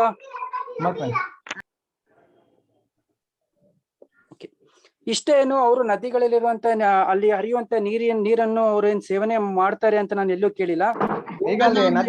ನದಿ ಉಂಟಾ ಭೋಗ ಭೂಮಿಯಲ್ಲಿ? ಹಾ, ನೀರು ಇರುತ್ತೆ ಸರ್. ನದಿ, ಜಲ ಸರೋವರ ಎಲ್ಲ ಇದ್ದೇ ಇರುತ್ತೆ. ಮಳೆ ಬರುತ್ತಾ ಹಾಗಾದ್ರೆ ಭೋಗ ಭೂಮಿಯಲ್ಲಿ? ಬಾವಿ ಕೂಡ ಇರುತ್ತೆ. ಅದೇ ನೀರಲ್ಲಿ ಜಲಚರ ಪ್ರಾಣಿಗಳು ಇರಲ್ಲ ಅನ್ನೋದು ತಿಳಿಸಿದ್ದಾರೆ. ಇರೋದಿಲ್ಲ ಅದು. ನೀವು ಈಗ ಅಲ್ಲಿ ಮಳೆ ಬರುತ್ತಾ? ಮೇಡಮ್ ಒಂದ್ ನಿಮಿಷ ಕೇಳಿ. ನೋಡಿ, ಕನ್ಫ್ಯೂಸ್ ಮಾಡ್ಕೊಂಬೇಡಿ. ಇಲ್ಲಿ ಪಂಚೇಂದ್ರಿಯ ಜೀವಿದ ಬಗ್ಗೆ ಮಾತಾಡ್ತಾ ಇದಾರೆ. ಏಕೇಂದ್ರಿಯ ಜೀವಿ ಎಲ್ಲಾ ಕಡೆನೂ ಇದೆ. ಈಗ ಭೋಗ ಭೂಮಿಲಿ ನೀರ್ ಇದೆ ಅಂತಂದ್ಮೇಲೆ ಓಕೆ, ಕ್ಷಮಿಸಿ. ಇಲ್ಲಿ ನೋಡಿ, ಉತ್ತರ ಇಲ್ಲೇ ಇದೆ. ನನ್ಗೆ ಕನ್ಫ್ಯೂಸ್ ಆಗೋಯ್ತು. ಕೇಳಿ, ಇಲ್ಲಿ ಈಗ ನಾವು ಡಿಸ್ಕಸ್ ಮಾಡ್ತಾ ಇರೋದು ಪಂಚೇಂದ್ರಿಯ ಜೀವಿದ ಬಗ್ಗೆ. ಆದ್ರೆ ಭೋಗ ಭೂಮಿಯಲ್ಲೂ ಸರೋವರ ಇದೆ, ಹೊಳೆ ಇದೆ, ನದಿ ಇದೆ, ಎಲ್ಲ ಇದೆ. ಆ ನದಿಯಲ್ಲಿ ಇರುವಂತ ಅಲ್ಲೂ ಸಹ ಏನಿದೆ, ಆ ಭೋಗ ಭೂಮಿಯಲ್ಲೂ ಸಹ ಏಕೇಂದ್ರಿಯ ಜೀವಿಗಳು ಇದ್ದೇ ಇರುತ್ತೆ. ಅಂದ್ರೆ ಜಲಕಾಯಿಕ ಜೀವಿಗಳು ಇದ್ದೇ ಇರುತ್ತೆ. ಅರ್ಥ ಆಯ್ತಲ್ವಾ? ವಿಕಲತ್ರಯಗಳು ಇರುವುದಿಲ್ಲ ಅಂತ. ವಿಕಲತ್ರಯಗಳು ಇರ್ದೇ ಇರ್ಬೋದು, ಆದ್ರೆ ಏಕೇಂದ್ರಿಯ ಜೀವ ಅಂದ್ರೆ ಜಲಕಾಯಿಕ ಜೀವ ನಿಯಮದಿಂದ ಅಲ್ಲಿ ಇದ್ದೇ ಇದೆ. ಅಲ್ಲಿ ಮರ ಗಿಡಗಳು ಇದೆ, ಏಕೇಂದ್ರಿಯ ಜೀವಿಗಳು ಮರ ಗಿಡಗಳು ಇದೆ. ಅಲ್ಲಿ ತಿರಿಯಂಚಗಳು ಅಲ್ಲಿ ಬೆಳೆದ ಹುಲ್ಲನ್ನೇ ಮೇಯ್ದಲ್ವಾ? ಹೌದು, ತಿರಂಚ ಪ್ರಾಣಿಗಳು ಸಹ ಅಲ್ಲಿ ಬೆಳೆದಂತ ಹುಲ್ಲನ್ನು ಯಾವುದು ತಿನ್ನೋದು. ಸಸ್ಯಾಹಾರಿಗಳೇ ಆಗಿರ್ತವೆ ತಿರಿಯಂಚ ಪ್ರಾಣಿಗಳು. ಭೋಗ ಭೂಮಿಯಲ್ಲಿ ಹಣ್ಣು ಹಂಪಲೆ ಕೊಡುತ್ತಾ ಅಂತ ಕಲ್ಪವೃಕ್ಷ, ಸ್ವರ್ಗದ ಕಲ್ಪವೃಕ್ಷಕ್ಕೂ ಭೋಗ ಭೂಮಿಯ ಕಲ್ಪವೃಕ್ಷಕ್ಕೂ ವ್ಯತ್ಯಾಸ ಇಲ್ವಾ? ಸ್ವರ್ಗದ ಕಲ್ಪವೃಕ್ಷ, ಭೋಗ ಭೂಮಿಯ ಕಲ್ಪವೃಕ್ಷ ವ್ಯತ್ಯಾಸ ನೋಡ್ಬೇಕಮ್ಮ. ಅದು ನನಗೂ ಹೊಸ ವಿಷಯ, ನಾನು ಯೋಚನೆ ಮಾಡಿ ಹೇಳ್ತೇನೆ. ಯಾಕಂದ್ರೆ ತಿರಿಯಂಚ ಪ್ರಾಣಿಗಳು ಹುಲ್ಲು ಮೇಯ್ತವೆ ಅಂದ್ರೆ ಅದು ಸಚಿತ್ತಾನೆ ಅಲ್ವಾ? ಹೌದು, ಸಚಿತ್ತನ ಇದೆ. ಸಾರಿ, ಅವಾಗಲೇ ಅದೇ ನಾನು ಹೇಳಿದ್ನಲ್ಲ. ಅದ್ರಲ್ಲಿ ಏಕಂತಂದ್ರೆ ನೋಡಿ, ಈಗ ವನಸ್ಪತಿ ಕಾಯಿಕ ಜೀವ ಇದೆ ಅಂತಂದ್ಮೇಲೆ ಅದು ಸಚಿತ್ತನೇ ಆಗಿದೆ. ಹೌದು, ಸರಿ ಇದೆ ಸುಗುಣಕ್ಕ. ಅದೇ ಈಗ ನಾವು ಇಲ್ಲಿ ಪಂಚೇಂದ್ರಿಯ ಅಪೇಕ್ಷೆಯಿಂದ ಇಲ್ಲಿ ನಾವು ಚರ್ಚೆ ಮಾಡ್ತಿದ್ದೇವೆ ಅಲ್ವಾ. ನೋಡಿ, ವಿಕಲೇಂದ್ರಿಯಗಳು ಅಲ್ಲಿ ಇರೋದಿಲ್ಲ ಅಷ್ಟೇ. ಇಷ್ಟೇ ಏನು, ಭೋಗ ಭೂಮಿಯಲ್ಲಿ ವಿಕಲೇಂದ್ರಿಯಗಳು ಇರೋದಿಲ್ಲ. ಏಕೇಂದ್ರಿಯ ಜೀವ ಎಲ್ಲ ಇದೆ. ಪೃಥ್ವಿ ಕಾಯಿಕ, ಜಲಕಾಯಿಕ, ಅಗ್ನಿಕಾಯಿಕ, ವಾಯುಕಾಯಿಕ ಮತ್ತು ವನಸ್ಪತಿ ಕಾಯಿಕ, ಈ 5 ಸ್ಥಾವರ ಜೀವಿಗಳು ಭೋಗ ಭೂಮಿಯಲ್ಲಿ ಇದೆ. ಓಕೆ, ನೀರಿನಲ್ಲೂ ಸಹ ಜಲಕಾಯಿಕ ಜೀವಿಗಳು ಇದೆ. ಅದನ್ನ ಅವರು ಪಂಚೇಂದ್ರಿಯ ಉಂಟಾ ನೋಡಿ. ಕೇಳಿ, ಈಗ ಭೋಗ ಭೂಮಿಯಲ್ಲಿ ಆಹಾರ ನೀವು ಅಡ್ಗೆ ಮಾಡೋದೆಲ್ಲ ಏನು ಇರೋದಿಲ್ಲ. ಅಲ್ಲಿ ನೀವು ಆಹಾರ ಬೇಯಿಸ್ಕೊಳ್ಳೋದಾಗ್ಲಿ ಅಡ್ಗೆ ಮಾಡೋದಾಗ್ಲಿ ಎಲ್ಲಿರುತ್ತೆ ಭೋಗ ಭೂಮಿಲಿ? ಅವ್ರು ಕೇಳಿದ್ದು ವಸ್ತುಗಳು ಕಲ್ಪವೃಕ್ಷ ಕೊಡುತ್ತೆ, ಅದನ್ನ ಡೈರೆಕ್ಟ್ ಅದನ್ನೇ ಸೇವನೆ ಮಾಡ್ತಾರೆ ಅಲ್ವಾ ಭೋಗ ಭೂಮಿಯಲ್ಲಿ. ಸೊ ಇಲ್ಲಿ ನೀರನ್ನು ಸೋಸಿ ಕುಡಿಯುವಂತಹ ಒಂದು ಇದೇ ಬರೋದಿಲ್ಲ ಅನ್ಕೊಳ್ತೇನೆ, ಅಂತ ಒಂದು ಸಂದರ್ಭನೇ ಬರೋದಿಲ್ಲ. ಈಗ ನೀವು ಆಯ್ತು, ನೀವು ನೀರು ಸೋರ್ಸಿದಾಗ ಕೇವಲ ತ್ರಸಜೀವಿಗಳು ಫಿಲ್ಟರ್ ಆಗತ್ತೆ. ಆದ್ರೆ ನೀವು ಸ್ಥಾವರ ಜೀವಿಗಳನ್ನ ಅದನ್ನ ಅಚಿತ್ತ ಮಾಡ್ಬೇಕಾದ್ರೆ ನೀರನ್ನ ನೀವು ಏನ್ ಮಾಡ್ಬೇಕು, ಕುದಿಸ್ಬೇಕು. ನೀರ್ನ ಕುದಿಸಿದಾಗ ಅದು ಪ್ರಾಸುಕ ಆಗುತ್ತೆ. ಬರೀ ಸೋಸೋದ್ರಿಂದ ಪ್ರಾಸುಕ ಆಗೋದಿಲ್ಲ. ಯಾವಾಗ ನೀರನ್ನು ಕುದಿಸ್ತೇವೆ ಆಗ ಅದ್ರಲ್ಲಿ ಇರುವಂತ ಏಕೇಂದ್ರಿಯ ಜಲಕಾಯಿಕ ಜೀವನು ಹೊರಟೋಗುತ್ತೆ, ಆಗ ಅದು ಪ್ರಾಸುಕ ಆಗುತ್ತೆ ಅಲ್ವಾ.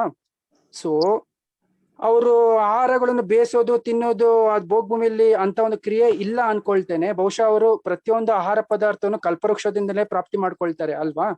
ಸೊ ಅಡ್ಗೆ ಮಾಡುವಂತ ಒಂದು ವಿಷಯ ಅಲ್ಲಿ ಇರೋದಿಲ್ಲ ಅನ್ಕೊಳ್ತೇನೆ. ಏನ್ ಸುಗುಣಕ್ಕ? ಅಡಿಗೆ ಮಾಡ್ಲಿಕ್ಕಿಲ್ಲ. ಇಲ್ಲ. ಅಡ್ಗೆನೆ ಮಾಡಕ್ಕಿಲ್ಲ ಅಂದ್ಮೇಲೆ ಮತ್ತೆ ನೀರ್ನ ಯಾಕೆ ಕುಡಿತಾರೆ ಅವರು? ಈಗ ನೀರ್ ಕುಡಿತಾರೆ ಅಂದ್ಮೇಲೆ ಅದನ್ನ ಕುದಿಸ್ಲೇಬೇಕಲ್ವಾ? ಪ್ರಾಸುಕ ಪ್ರಾಣಿಗಳು, ತಿರ್ಯಂಚ ಪ್ರಾಣಿಗಳು ಕುಡಿಬಹುದಲ್ವಾ? ತಿರ್ಯಂಚ ಪ್ರಾಣಿಗಳಂತೂ ಕುಡಿದೇ ಕುಡಿತೇವೆ ಅಲ್ವಾ? ಭೋಗಭೂಮಿಯ ಮನುಷ್ಯರಿಗೆ ಆಹಾರ ಸೇವಿಸುದು ಇರ್ತಾರಲ್ವಾ? ಹಾ ನಿರಂಜನ್ ಸರ್, ಅಲ್ಲ ಭೋಗಭೂಮಿಯ ಮನುಷ್ಯರು ಆಹಾರ ಸೇವನೆ ಮಾಡ್ತಾರಲ್ವಾ? ಭೂಷಣ್ ಅವರೇ, ಜೀವಿಗಳು ಸೇವನೆ ಮಾಡೇ ಮಾಡ್ತಾರೆ. ಹೌದು. ಅಲ್ಲ ಆಗ ನೀರನ್ನು ಕುಡಿತಾರಲ್ವಾ? ಹಾಗಾದ್ರೆ ನೀರನ್ನು ಕುಡಿತಾರೆ, ಆದ್ರೆ ಅವ್ರಿಗೆ ಕಲ್ಪವೃಕ್ಷಗಳಿಂದ ಪ್ರಾಪ್ತಿ ಮಾಡ್ಕೊಳ್ತಾರೆ ಅಂತ ನಾನು ಹೇಳ್ತಿರೋದು. ನಮ್ಮ ಹಾಗೆ ಕವಲಾಹಾರನೇ ಇರುತ್ತೆ ಅವರಿಗೆ, ನಮ್ಮ ಹಾಗೆ ಕವಲಾಹಾರನೇ ಇರುತ್ತೆ, ಆದ್ರೆ ಅದು ಕಲ್ಪವೃಕ್ಷಗಳಿಂದ ಪ್ರಾಪ್ತಿ ಮಾಡ್ಕೊಳ್ತಾರೆ.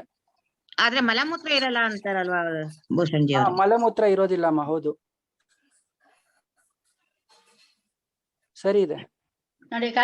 ಇದು 10 ಪ್ರಕಾರದ ಕಲ್ಪವೃಕ್ಷಗಳು ಪಾನಾಂಗ. ಈ ಕಲ್ಪವೃಕ್ಷ ಮಧುರ ಸ್ವಾದಕರ ರಸಗಳಿಂದ ಕೂಡಿರುತ್ತದೆ. ಪ್ರಶಸ್ತವಾದ 63 ಪ್ರಕಾರದ ಶೀತಲ ಹಾಗೂ ತುಷ್ಟಿ ಪುಷ್ಟಿಕಾರಕ 32 ಪ್ರಕಾರದ ಪಾನೀಯಗಳನ್ನು ಕೊಡುತ್ತದೆ ಪಾನಾಂಗ. ಇದು ಭೋಗಭೂಮಿದ್ದು. ಕರೆಕ್ಟ್. ಹಾ, ಸರಿ ಇದೆ ಸುಗುಣಕ್ಕ. ಹೌದು. ಮತ್ತೆ ಅದೇ ಅವರು ಅಲ್ಲಿ ಪಾನಾಂಗದ ಏನೋ ಒಂದು ಕಲ್ಪವೃಕ್ಷ ಇದೆ, ಅದರಿಂದನೇ ಅವರು ಸೇವನೆ ಮಾಡ್ತಾರಲ್ವಾ? ಈ ನೀರಾಗ್ಲಿ ಅಥವಾ ಯಾವುದೇ ಒಂದು ಪಾನೀಯ ವಸ್ತುಗಳಾಗ್ಲಿ ಕಲ್ಪವೃಕ್ಷಗಳಿಂದನೇ ಪ್ರಾಪ್ತಿ ಮಾಡ್ಕೊಳ್ತಾರೆ.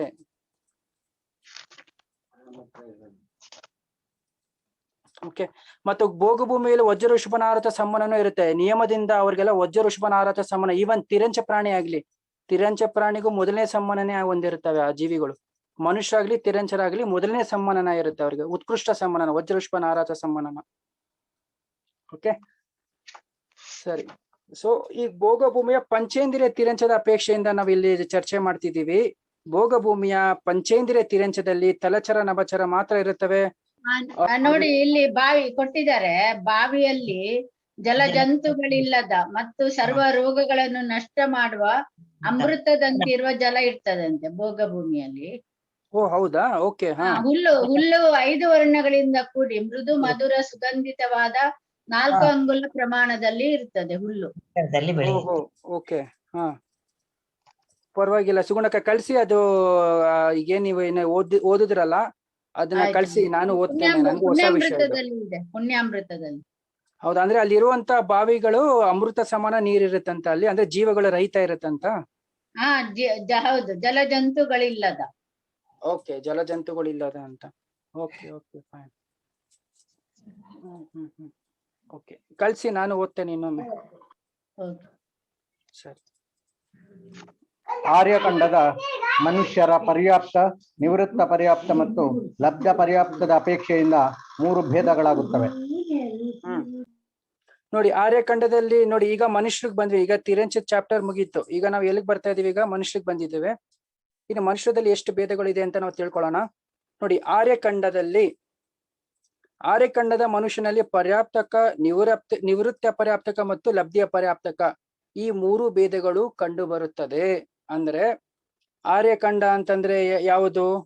ಈಗ ಏನು ಈ ಒಂದು ನಾವು ಕರ್ಮಭೂಮಿ ಅಂತ ಹೇಳ್ತೀವಲ್ವಾ, ಆ ಕರ್ಮಭೂಮಿಯಲ್ಲಿ ಆರ್ಯಖಂಡ 5 ಮ್ಲೇಚ್ಛ ಖಂಡಗಳಿವೆ ಅಲ್ವಾ? ಸೊ ಇಲ್ಲಿ ನಾವು ಯಾವ್ದ್ರ ಬಗ್ಗೆ ಚರ್ಚೆ ಮಾಡ್ತಿದ್ದೀವಿ? ಕರ್ಮಭೂಮಿಯ ಎಕ್ಸಾಂಪಲ್ ಇದು ಭರತ ಕ್ಷೇತ್ರ. ಈ ಭರತ ಕ್ಷೇತ್ರದ ಏನಿದೆ, ಒಂದು ಕರ್ಮಭೂಮಿ ಇದೆ. ಈ ಭರತ ಕ್ಷೇತ್ರದಲ್ಲಿ 6 ಖಂಡ ಇದೆ. 6 ಖಂಡದಲ್ಲಿ ಒಂದು ಆರ್ಯಖಂಡ, 5 ಮ್ಲೇಚ್ಛ ಖಂಡ. ಅರ್ಥ ಆಯ್ತಲ್ವಾ? ಇಲ್ಲಿ ನಾವು ಯಾವ್ದ್ರ ಬಗ್ಗೆ ಚರ್ಚೆ ಮಾಡ್ತಿದ್ದೀವಿ? ಆರ್ಯಖಂಡದ ಬಗ್ಗೆ ಚರ್ಚೆ ಮಾಡ್ತಿದ್ದೀವಿ. ಸೊ ಈ ಆರ್ಯಖಂಡದ ಮನುಷ್ಯನ ಬಗ್ಗೆ ಚರ್ಚೆ ಮಾಡ್ತಿದ್ದೀವಿ. ಸೊ ಆರ್ಯಖಂಡದ ಮನುಷ್ಯನಲ್ಲಿ ಪರ್ಯಾಪ್ತಕ, ನಿವೃತ್ತ ಪರ್ಯಾಪ್ತಕ ಮತ್ತು ಲಬ್ಧಿಯ ಪರ್ಯಾಪ್ತಕ ಈ 3 ಭೇದಗಳು ಕಂಡು ಬರುತ್ತದೆ. ಅಂದ್ರೆ ಪರ್ಯಾಪ್ತಕ ಅವಸ್ಥೆನೂ ಕಂಡು ಬರುತ್ತೆ, ನಿವೃತ್ತ ಪರ್ಯಾಪ್ತಕ ಅವಸ್ಥೆನೂ ಕಂಡು ಬರುತ್ತೆ, ಮತ್ತು ಲಬ್ಧಿಯ ಪರ್ಯಾಪ್ತಕ ಅಂದ್ರೆ ಅಪರ್ಯಾಪ್ತಕ ಅಂತಾನು ಹೇಳ್ಬೋದು, ಲಬ್ಧಿಯ ಪರ್ಯಾಪ್ತಕ ಅಂತಾನು ಹೇಳ್ಬೋದು. ಸೊ ಈ 3 ಅವಸ್ಥೆಗಳು ಆರ್ಯಖಂಡದ ಮನುಷ್ಯನಲ್ಲಿ ಕಂಡು ಬರುತ್ತೆ. ನೆಕ್ಸ್ಟ್ ಓದಿ ನಿರಂಜನ್ ಸರ್. ಭೋಗ ಭೂಮಿ ಮತ್ತು ಕುಭೋಗ ಭೂಮಿಜ ಮನುಷ್ಯರ ಪರ್ಯಾಪ್ತ ಮತ್ತು ನಿರುಕ್ತ ಪರ್ಯಾಪ್ತದ ಅಪೇಕ್ಷೆಯಿಂದ ಎರಡೆರಡು ಭೇದಗಳಾಗುತ್ತವೆ. ಭೋಗ ಇದು ಭೂಮಿಜ ಒಂದು ಮತ್ತು ಬಿಟ್ರೆ ನೋಡಿ, ಕರ್ಮ ಮ್ಲೇಚ್ಛಖಂಡದ ಓದಿಲ್ಲ ನೀವು. ಇನ್ನು ಮ್ಲೇಚ್ಛಖಂಡದ ಮನುಷ್ಯರ ಪರ್ಯಾಪ್ತ ಮತ್ತು ನಿವೃತ್ತ ಪರ್ಯಾಪ್ತದ ಅಪೇಕ್ಷೆಯಿಂದ ಎರಡು ಭೇದಗಳಾಗುತ್ತವೆ. ಈಗ ಮೊದಲು ನಾವು ಆರ್ಯಖಂಡ ಚರ್ಚೆ ಮಾಡಿದ್ವಿ. ಅಲ್ಲಿ ಮನುಷ್ಯ 3 ಪ್ರಕಾರ ಇರ್ತಾರೆ ಅಂತ ನಾವು ತಿಳ್ಕೊಂಡ್ವಿ. ಯಾವುದು? ಪರ್ಯಾಪ್ತಕ, ನಿವೃತ್ತ ಪರ್ಯಾಪ್ತಕ ಮತ್ತು ಲಬ್ಧಿಯ ಪರ್ಯಾಪ್ತಕ. ಈಗ ನೆಕ್ಸ್ಟ್ ನಾವು ಎಲ್ಲಿಗೆ ಬರೋಣ? ಈಗ ಮ್ಲೇಚ್ಛಖಂಡಕ್ಕೆ ಬರೋಣ. ಅಂದ್ರೆ 5 ಮ್ಲೇಚ್ಛಖಂಡಗಳು ಇದೆಯಲ್ಲ, ಆ ಮ್ಲೇಚ್ಛಖಂಡದಲ್ಲಿ ಇರುವಂತಹ ಮನುಷ್ಯರು ಯಾವ ಅವಸ್ಥೆಯಲ್ಲಿ ಇರ್ತಾರೆ ಅಂತಂದ್ರೆ, ಮ್ಲೇಚ್ಛಖಂಡದ ಮನುಷ್ಯರಲ್ಲಿ ಪರ್ಯಾಪ್ತಕ ಅವಸ್ಥೆಯೂ ಕಂಡು ಬರುತ್ತೆ, ನಿವೃತ್ತ ಪರ್ಯಾಪ್ತಕ ಅವಸ್ಥೆಯೂ ಕಂಡು ಬರುತ್ತೆ. ಆದರೆ ಮ್ಲೇಚ್ಛಖಂಡದಲ್ಲಿ ಅಪರ್ಯಾಪ್ತಕ ಅವಸ್ಥೆಯು ಕಂಡು ಬರುವುದಿಲ್ಲ. ಅರ್ಥ ಆಯ್ತಲ್ವಾ? ನೋಡಿ, ಈ ಒಂದು ಮ್ಲೇಚ್ಛಖಂಡದಲ್ಲಿ ಕೇವಲ 2 ಅವಸ್ಥೆ ಇರುತ್ತೆ. ಒಂದು ಪರ್ಯಾಪ್ತಕ ಜೀವಿ ಇರುತ್ತೆ, ಇನ್ನು ಅಥವಾ ನಿವೃತ್ತ ಅಪರ್ಯಾಪ್ತಕ ಅವಸ್ಥೆ ಕಂಡು ಬರ್ಬೋದು. ಆದ್ರೆ ಲಬ್ಧಿ ಅಪರ್ಯಾಪ್ತಕ ಅಥವಾ ಅಪರ್ಯಾಪ್ತಕ ಅವಸ್ಥೆ ಈ ಒಂದು ಇರುವುದಿಲ್ಲ. ಯಾಕೆ ಇಲ್ಲ ಅಂತಂದ್ರೆ ಅಲ್ಲಿ ನಿಯೋಗನೇ ಹಾಗೆ ಇರ್ಬೋದು. ಅದಕ್ಕೆ ಬೇರೆ ಏನು ಉತ್ತರ ಇಲ್ಲ ನಿರಂಜನ್ ಸರ್.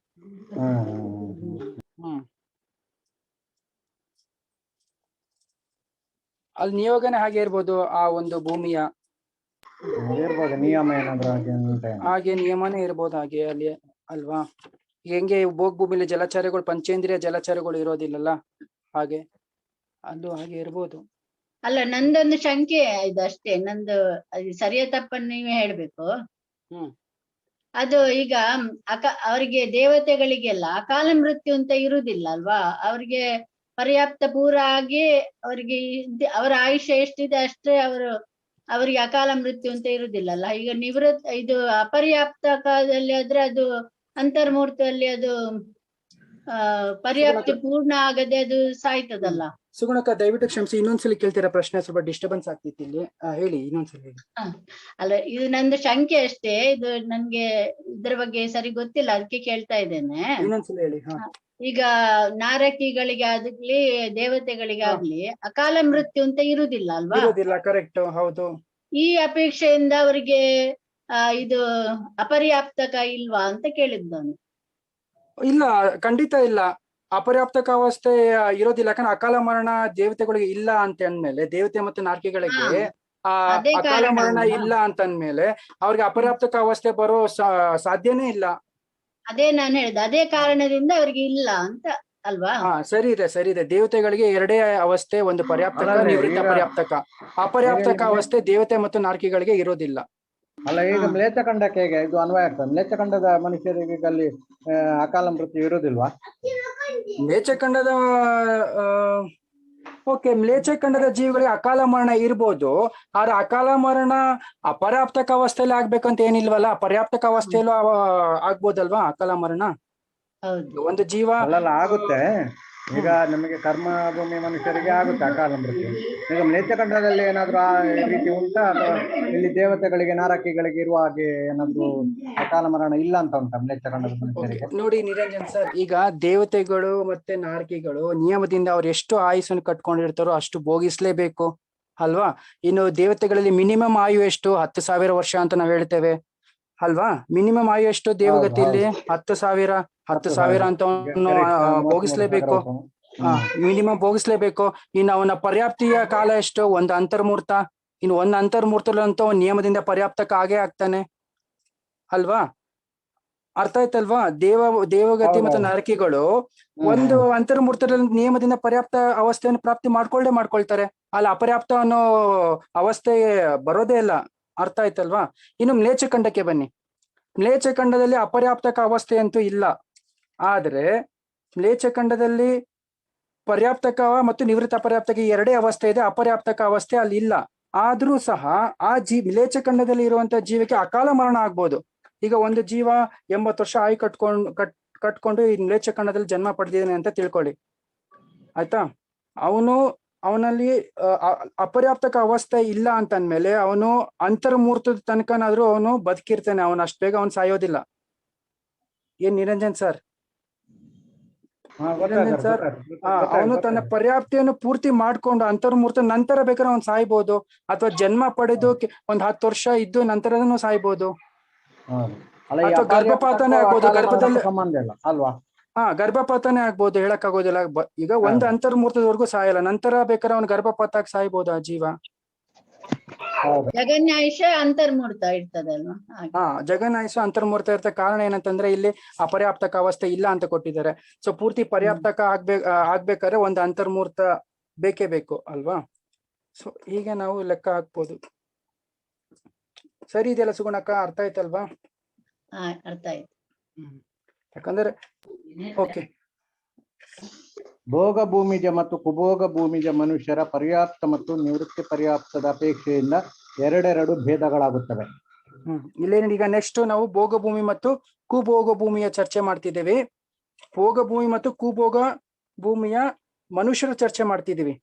ಹಿಂದೆ ನಾವು ಭೋಗ ಭೂಮಿಯ ಪಂಚೇಂದ್ರಿಯ ತಿರಂಚದ ಬಗ್ಗೆ ಚರ್ಚೆ ಮಾಡಿದೀವಿ. ತಲಚರ ನಭಚರ 2 ಪ್ರಕಾರ ಇರುತ್ತೆ. ಅದರಲ್ಲಿ ಪರ್ಯಾಪ್ತಕ ನಿವೃತ್ತ ಪರ್ಯಾಪ್ತಕ ಈ 2 ಅವಸ್ಥೆ ಮಾತ್ರ ಇರುತ್ತೆ ಅಂತ ನಾವು ಚರ್ಚೆ ಮಾಡಿದ್ವಿ. ಈಗ ಅದೇ ಭೋಗ ಭೂಮಿಯ ಮನುಷ್ಯನ ಬಗ್ಗೆ ಚರ್ಚೆ ಮಾಡ್ತಾ ಇದೀವಿ. ಅದರೊಟ್ಟಿಗೆ ಕುಭೋಗ ಭೂಮಿನೂ ಸೇರಿಸ್ಕೊಂಡಿದ್ದಾರೆ. ಸೊ ಇಲ್ಲಿ ಏನ್ ಹೇಳ್ತಿದ್ದಾರೆ, ಭೋಗ ಭೂಮಿ ಮತ್ತು ಕುಭೋಗ ಭೂಮಿ ಮನುಷ್ಯ ಪರ್ಯಾಪ್ತ ಮತ್ತು ನಿವೃತ್ತ ಪರ್ಯಾಪ್ತ ನಿವೃತ್ತ ಪರ್ಯಾಪ್ತಕ ಅಪೇಕ್ಷೆಯಿಂದ 2 ಭೇದಗಳು ಕಂಡು ಬರುತ್ತದೆ. ಅಂದ್ರೆ ಇಲ್ಲಿ ಭೋಗ ಭೂಮಿ ಒಂದನ್ನು ತಗೊಂಡಿದ್ದಾರೆ ಪ್ಲಸ್ ಕುಭೋಗ ಭೂಮಿಯನ್ನು ತಗೊಂಡಿದ್ದಾರೆ. ಒಟ್ಟು ಈ 2ರಲ್ಲಿ ಅಂದ್ರೆ ಈ 2 ಭೂಮಿಯಲ್ಲಿ ಪರ್ಯಾಪ್ತಕ, ಈ 2 ಭೂಮಿಯ ಮನುಷ್ಯನಲ್ಲಿ ಭೋಗ ಭೂಮಿ ಮತ್ತು ಕುಭೋಗ ಭೂಮಿಯ ಮನುಷ್ಯರಲ್ಲಿ ಪರ್ಯಾಪ್ತಕ ಮತ್ತು ನಿವೃತ್ತ ಪರ್ಯಾಪ್ತಕ ಈ 2 ಅವಸ್ಥೆಗಳು ಮಾತ್ರ ಕಂಡು ಬರುತ್ತೆ. ಅಪರ್ಯಾಪ್ತಕ ಅವಸ್ಥೆಯು ಕಂಡು ಬರುವುದಿಲ್ಲ. ಹಾಗಾಗಿ ಇಲ್ಲಿ ಬರೀ 2 ಭೇದಗಳನ್ನು ಮಾತ್ರ ತಗೊಂಡಿದ್ದಾರೆ. 2 × 2 ಎಷ್ಟಾಯ್ತು? 4. ಅರ್ಥ ಆಯ್ತಲ್ವಾ? ನೋಡಿ, ಭೋಗ ಭೂಮಿಯಲ್ಲಿ ಅಪರ್ಯಾಪ್ತಕ ಮನುಷ್ಯ ಇರೋದಿಲ್ಲ. ಅಲ್ಲಿ ನೋಡಿ ಸುಗುಣಕ್ಕ, ನಾವು ಈಗಷ್ಟೇ ಚರ್ಚೆ ಮಾಡ್ತಿದ್ವಲ್ಲ ದೇವಗತಿಯಲ್ಲಿ ಅಪರ್ಯಾಪ್ತಕ ಅವಸ್ಥೆ ಇರುತ್ತೆ ಇಲ್ವಾ ಅಂತ. ನೋಡಿ, ಭೋಗ ಭೂಮಿಯಲ್ಲೂ ಸಹ ನಿಯಮದಿಂದ ಆ ಜೀವಕ್ಕೆ ಅಪರ್ಯಾಪ್ತಕ ಅವಸ್ಥೆ ಇಲ್ಲ, ಅಲ್ಲಿ ಪರ್ಯಾಪ್ತಕ ಅವಸ್ಥೆನೇ ಇದೆ. ಇನ್ನೊಂದು ಭೋಗ ಭೂಮಿಯಲ್ಲಿ ಅಂತರ್ಮೂರ್ತನೇ ಅಲ್ವಾ ಆರ್ಯಖಂಡದವರಿಗೂ ಯಾರಿಗಾದ್ರೂ ಜಗನ್ಯ ಅಂತರ್ಮೂರ್ತನೇ ಅಲ್ವಾ ಇಷ್ಟ. ಹೌದು, ಸರಿ ಇದೆ. ಯಾವ್ರಿಗೆ ಆರ್ಯಖಂಡದವರಿಗೆ ಅದು ಅಪರ್ಯಾಪ್ತಕ ಹೇಗಾಗುತ್ತೆ? ಇನ್ನೊಂದ್ಸಲ ಹೇಳಿ. ಆರ್ಯಖಂಡದ ಮನುಷ್ಯರಿಗೆ ಅಪರ್ಯಾಪ್ತಕ ಹೇಗಾಗುತ್ತೆ ಅಂತ ಕೇಳಿದ್ ನಾನು. ಅದನ್ನ ಮುಂದೆ ತಿಳ್ಕೊಳ್ಳೋಣ, ನಿಮ್ಗೆ ಅದ್ ಬರುತ್ತೆ ಹೇಳ್ತೇನೆ. ನೋಡಿ, ಆರ್ಯಖಂಡದಲ್ಲಿ ಸಮೂರ್ತಿಯನ್ನು ಮನುಷ್ಯರಿಗೆ ಆಗ್ತದೆ ಕರೆಕ್ಟ್. ನೋಡಿ, ಆರ್ಯಖಂಡದಲ್ಲಿ ಕೇವಲ ಸಮೂರ್ಚನ ಮನುಷ್ಯನಿಗೆ ಮಾತ್ರ ಆಗತ್ತೆ, ಗರ್ಭಜ ಮನುಷ್ಯನಿಗೆ ಆಗೋದಿಲ್ಲ. ಅದೇ ಅದು ಹೇಳ್ತೇನೆ ಈಗ. ನೋಡಿ, ಮುಂದೆ ಬರುತ್ತೆ ಅನ್ಸುತ್ತೆ ಅದು. ಆರ್ಯಖಂಡದ ಮನುಷ್ಯ ಪರ್ಯಾಪ್ತಿ ಕರೆಕ್ಟ್. ಆರ್ಯಖಂಡದಲ್ಲಿ ನೋಡಿ, ಅದನ್ನ ಇಲ್ಲಿ ಕೊಟ್ಟಿಲ್ಲ, ನಾನೇ ಹೇಳ್ಬಿಡ್ತೇನೆ. ನೋಡಿ, ಇಲ್ಲಿ ಈಗ ಹಿಂದೆ ನಾವು ಒಂದು ಪ್ರಶ್ನೆ ತಿಳ್ಕೊಂಡ್ವಿ. ಆರ್ಯಖಂಡದ ಮನುಷ್ಯನಲ್ಲಿ ಪರ್ಯಾಪ್ತ ಅವಸ್ಥೆನೂ ಇದೆ, ನಿವೃತ್ತ ಪರ್ಯಾಪ್ತ ಅವಸ್ಥೆನೂ ಇದೆ ಮತ್ತು ಲಬ್ಧಿ ಅಪರ್ಯಾಪ್ತಕ ಅವಸ್ಥೆನೂ ಇದೆ. ಆರ್ಯಖಂಡನ ಮನುಷ್ಯದಲ್ಲಿ 3 ಅವಸ್ಥೆನೂ ಇದೆ. ಅರ್ಥ ಆಯ್ತಲ್ವಾ?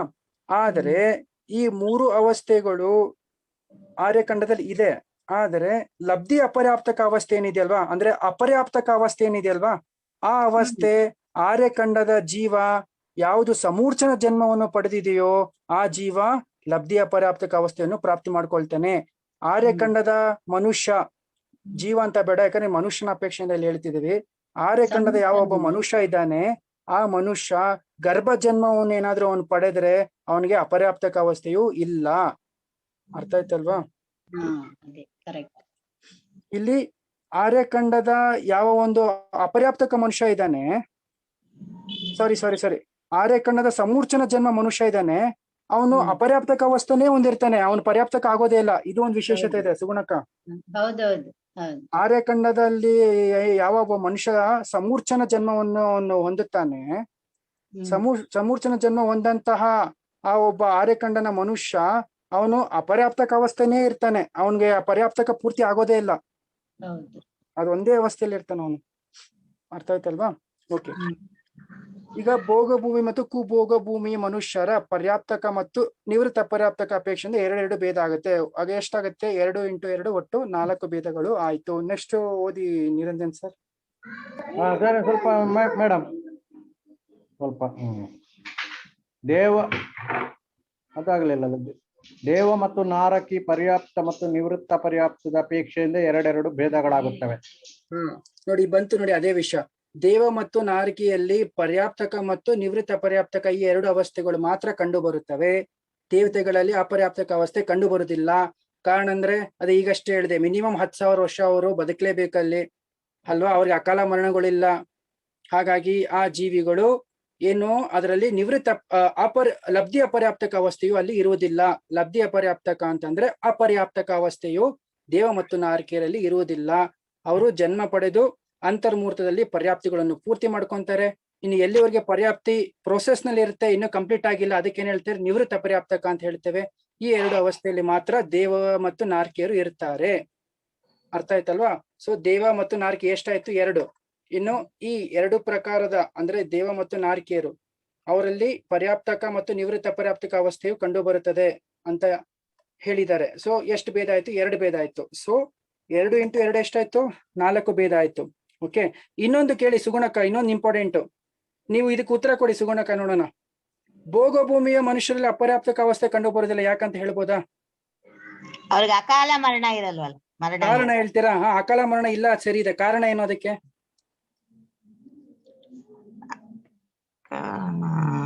ನೋಡಿ ಹೇಳ್ತಾರಲ್ಲ, ಯಾರಿಗೆ ದೀರ್ಘ ಆಯುಷ್ಯ ಇರುತ್ತೆ ಅವ್ರಿಗೆ ಅಕಾಲ ಮರಣ ಆಗೋದಿಲ್ಲ ಅಂತ, ಅಲ್ವಾ? ಅಂದ್ರೆ ಯಾರು ಪಲ್ಯೋಪಮ ಕಾಲದಷ್ಟು ಆಯುಗಳು ಇರುತ್ತೆ ಅಂತವ್ರಿಗೆ ಅಕಾಲ ಮರಣ ಆಗೋದಿಲ್ಲ. ಭೋಗ ಭೂಮಿಯಲ್ಲಿ ಪಲ್ಯೋಪಮ 3 ಪಲ್ಯ 2 ಪಲ್ಯ 1 ಪಲ್ಯ ಆಯುಗಳು ಇರುತ್ತೆ ಅಲ್ಲಿ, ಅಲ್ವಾ?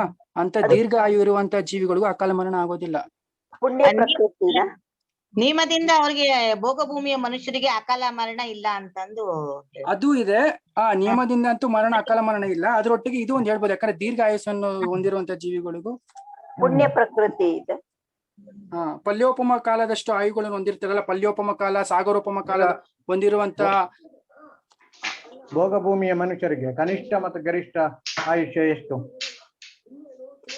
ಭೋಗ ಭೂಮಿಯ ಮನುಷ್ಯರಿಗೆ ಕನಿಷ್ಠ ಅಂದ್ರೆ ಎಷ್ಟು? ಈಗ ಮೊದಲನೇ ಭೋಗ ಉತ್ಕೃಷ್ಟ ಭೋಗ ಭೂಮಿಯ ಮನುಷ್ಯನಿಗೆ 3 ಪಲ್ಯ ಉತ್ಕೃಷ್ಟ ಆಯುಸ್ಸು. ಕನಿಷ್ಠ ಅಂತ ಅಂದ್ರೆ ಅವನಿಗೆ ಎಷ್ಟು? 3ನೇ ಅವನಿಗೆ 1 ಪಲ್ಯ. 1 ಪಲ್ಯನಾ? 1 ಪಲ್ಯ ಬರಲ್ಲಮ್ಮ. ಉತ್ಕೃಷ್ಟ ಭೋಗ ಭೂಮಿ ಬಗ್ಗೆ ನಾವು ಮಾತಾಡ್ತಿದ್ದೇವೆ. 1 ನಿಮಿಷ ನಾನು ಹೇಳ್ತೇನೆ ತಡೀರಿ. ಇದ್ರಲ್ಲಿ ಪ್ರವಚನ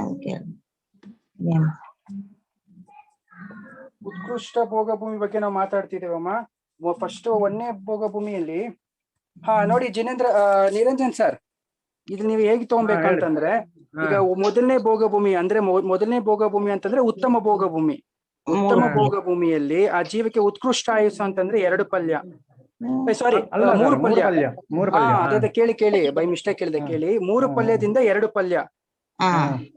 ಅರ್ಥ ಆಯ್ತಲ್ಲ? ಯಾಕೆ 2 ಪಲ್ಯ ತಗೊಂಡಿದ್ದಾರೆ? ಯಾಕಂದ್ರೆ ನೋಡಿ, ಓಕೆ 3 ರಿಂದ 2 ಅಂತ ಉತ್ತಮ ಭೋಗ ಭೂಮಿ ತಿಳ್ಕೊಳ್ಳಿ. ಇನ್ನು 2ನೇ ಭೋಗ ಭೂಮಿ ಅಂತಂದ್ರೆ ಮಧ್ಯಮ ಭೋಗ ಭೂಮಿ, 2 ಪಲ್ಯ. ಇದರಲ್ಲಿ ಮಿನಿಮಮ್ ಉತ್ಕೃಷ್ಟ ಆಯು ಎಷ್ಟು? 2 ಪಲ್ಯ. 2 ಪಲ್ಯದಿಂದ ಜಗನ್ಯ ಅಂದ್ರೆ 1 ಪಲ್ಯ. ಇನ್ನು 3ನೇ ಭೋಗ ಭೂಮಿ ಅಂದ್ರೆ ಯಾವುದು? ಜಗನ್ಯ ಭೋಗ ಭೂಮಿ. ಜಗನ್ಯ ಭೋಗ ಭೂಮಿ ಅದರ ಉತ್ಕೃಷ್ಟ ಆಯು 1 ಪಲ್ಯದಿಂದ ಹೆಚ್ಚು ಅಂತಂದ್ರೆ 1 ಪೂರ್ವಕೋಟಿ. ಉತ್ಕೃಷ್ಟ 1 ಪಲ್ಯ, ಜಗನ್ಯ 1 ಪೂರ್ವಕೋಟಿ. ಏನ್ ಗೊತ್ತಾ, ಹಿಂದಿನ ಯಾವ ಒಂದು ಭೋಗ ಭೂಮಿ ಇದೆ ಅದರ ಯಾವ ಒಂದು ಜಗನ್ಯ ಆಯು ಇರುತ್ತಲ್ಲ, ಆ ಜಗನ್ಯ ಆಯು ನಂತರದ ಭೋಗ ಭೂಮಿಯ ಉತ್ಕೃಷ್ಟ ಆಯು ಆಗಿರುತ್ತೆ. ಅರ್ಥ ಆಯ್ತಲ್ವಾ? ಈಗ 2ನೇ ಮಧ್ಯಮ ಭೋಗ ಭೂಮಿಯ ಜಗನ್ಯ ಆಯು ಎಷ್ಟಮ್ಮ? 1 ಪಲ್ಯ ಅಲ್ವಾ? ಆ 1 ಪಲ್ಯ ಏನ್ ಜಗನ್ಯ ಆಯು ಇದೆ ಮಧ್ಯಮ ಭೋಗ ಭೂಮಿ ಇದು, ಅದೇ ನಂತರದ ಅಂತಂದ್ರೆ ನಂತರ ಯಾವುದು? ಜಗನ್ಯ ಭೋಗ ಭೂಮಿ. ಜಗನ್ಯ ಭೋಗ ಭೂಮಿಯ ಉತ್ಕೃಷ್ಟ ಆಯು ಆಗಿರುತ್ತೆ. ಮಧ್ಯಮ ಭೋಗ ಭೂಮಿ ಯಾವ ಒಂದು ಜಗನ್ಯ ಆಯು ಇದೆ, ಆ ಜಗನ್ಯ ಆಯು ಜಗನ್ಯ ಭೋಗ ಭೂಮಿಯ ಉತ್ಕೃಷ್ಟ ಆಯು ಆಗಿರುತ್ತೆ. ಓಕೆ, ಅಷ್ಟೇ, ಸಿಂಪಲ್ ಇದೆ. ಅದೇ ರೀತಿ ಅವರ ಅವಗಾಹನದಲ್ಲೂ ಸಹ ಬದಲಾವಣೆ ಆಗುತ್ತೆ. ಈಗ ಮೊದಲನೇ ಉತ್ತಮ ಭೋಗ ಭೂಮಿಯಲ್ಲಿ ಇರೋರು 6,000 ಧನುಷು, ಅದೇ ಅರ್ಧ ಮಾಡ್ಕೊಂಬನ್ನಿ. ನೆಕ್ಸ್ಟ್ ಮಧ್ಯಮ ಭೋಗ ಭೂಮಿಯವ್ರದ್ದು 4,000, ಸಾರಿ 2,000 ಕಡಿಮೆ ಮಾಡ್ಕೊಂಡ್ ಬನ್ನಿ. ಮೊದಲನೇ ಭೋಗ ಭೂಮಿ 6,000 ಧನುಷ್ ಇರ್ತಾರೆ. 2ನೇ ಭೋಗ ಭೂಮಿ 4,000 ಧನುಷು ಎತ್ತರ ಇರ್ತಾರೆ. 3ನೇ ಭೋಗ ಭೂಮಿ 2,000 ಧನುಷು ಎತ್ತರ ಇರ್ತಾರೆ. 3ನೇ ಅಂತಂದ್ರೆ ಇಲ್ಲಿ ಉತ್ತಮ, ಮಧ್ಯಮ, ಜಗನ್ಯ ಅಂತ ತಿಳ್ಕೊಬೇಕು. ಓಕೆ, ಸೊ ಈ ರೀತಿ ಅವಗಾಹನದಲ್ಲಿ, ಆಯುವಿನಲ್ಲಿ ಅವರಲ್ಲಿ ವ್ಯತ್ಯಾಸ ಕಂಡು ಬರುತ್ತೆ. ಆದ್ರೆ ಸಂವಹನದಲ್ಲಿ ವ್ಯತ್ಯಾಸ ಕಂಡು ಬರುವುದಿಲ್ಲ. ಸಂವಹನ ಅಂತ ಹೇಳ್ತೇವಲ್ವಾ, ಆ ಸಂವಹನ ಈ ಒಂದು 3 ಭೋಗ ಭೂಮಿಯವರಿಗೆ ಪ್ರಥಮ ಸಂವಹನನೇ ಇರುತ್ತೆ. ಅಂದ್ರೆ ವಜ್ರ ಋಷಭ ನಾರತ ಸಂವಹನವನ್ನೇ ಹೊಂದಿರ್ತಾರೆ. ಅರ್ಥ ಆಯ್ತಲ್ಲ? ಮತ್ತೆ ಇವರ ಗುಣಸ್ಥಾನ ಎಷ್ಟು? ಗುಣಸ್ಥಾನ ನಿರಂಜನ್ ಸರ್ ಭೋಗ ಭೂಮಿಯ ಗುಣಸ್ಥಾನ 4. 4 ಬರೀ 4. 4 ಬರೀ 4 ಗುಣಸ್ಥಾನ 4ನೇ ಗುಣಸ್ಥಾನ ಮಾತ್ರನಾ ಹೆಂಗೆ? 4 1ರಿಂದ 4. ಹೌದು. ಮಿಥ್ಯಾ ದೃಷ್ಟಿನೂ ಇರ್ತಾನೆ, ಅಲ್ಲಿ ಸಾಧನ ಗುಣಸ್ಥಾನನೂ ಇರುತ್ತೆ, ಮಿಶ್ರ ಗುಣಸ್ಥಾನನೂ ಇರುತ್ತೆ, ಆಮೇಲೆ ಕ್ಷೌಕ್ಷಮ ಅಂದ್ರೆ ಅವಿರತಿ ಸಮ್ಯಕ್ತ್ವ ಗುಣಸ್ಥಾನನೂ ಇರುತ್ತೆ. ಓಕೆ, ಮ್ಲೇಚ್ಛಖಂಡದ ಮನುಷ್ಯರ ಗುಣಸ್ಥಾನ ಎಷ್ಟು? ಮ್ಲೇಚ್ಛಖಂಡದ ಮನುಷ್ಯರ ಗುಣಸ್ಥಾನ. ಮ್ಲೇಚ್ಛಖಂಡದ ಮನುಷ್ಯರ ಗುಣಸ್ಥಾನ. ಓಕೆ ಮೇಡಮ್, ಇದು ಯೋಚನೆ ಮಾಡ್ಬೇಕು. ಮ್ಲೇಚ್ಛಖಂಡದಲ್ಲಿ ಗುಣಸ್ಥಾನ ಎಷ್ಟಿರುತ್ತೆ ಅಂತ. ಅದು ಒಂದೇ ಅಂತ ಹೇಳಿದಾಗ ಒಂದೇ ಗುಣಸ್ಥಾನ ಯಾವಾಗಲೂ ಒಂದೇ ಗುಣಸ್ಥಾನ, ಒಂದನೇ ಗುಣಸ್ಥಾನ. ಹೌದಾ? ಓಕೆ, ಇದು ನನ್ಗೆ ಗೊತ್ತಿಲ್ಲಮ್ಮ, ಹೊಸ ವಿಷಯ. ಮ್ಲೇಚ್ಛಖಂಡದಲ್ಲಿ ಎಷ್ಟನೇ ಗುಣಸ್ಥಾನ ಇರುತ್ತೆ? ಬಹುಶಃ ನೋಡ್ಬಿಟ್ಟು ಹೇಳ್ತೇನಮ್ಮ, ನನ್ಗೆ ಗೊತ್ತಿಲ್ಲ. ಈಗ ನಿರಂಜನ್ ಸರ್ ಒಂದೇ ಗುಣಸ್ಥಾನ ಅಂತ ಹೇಳ್ತಿದ್ದಾರೆ, ನಾನು ಚೆಕ್ ಮಾಡಿ ಬೇಕಾದ್ರೆ.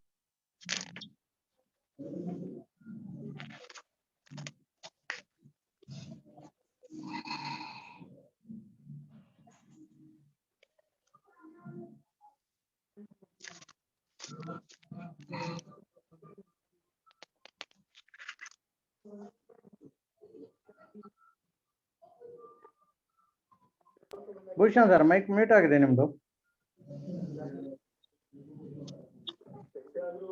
ಭೂಷಣ್ ಸರ್.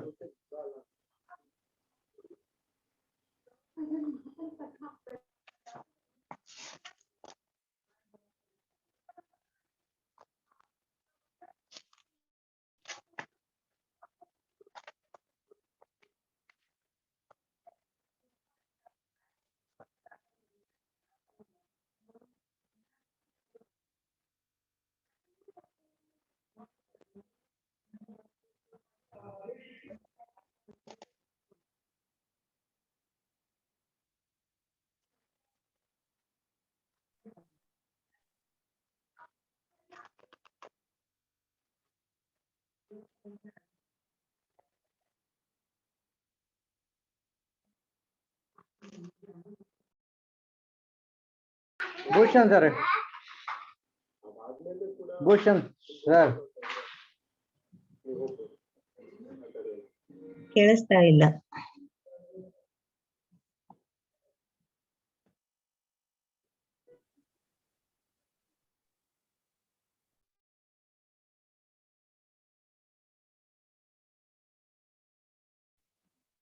ಏನೂ ಕೇಳಿಸ್ತಾ ಇಲ್ಲ.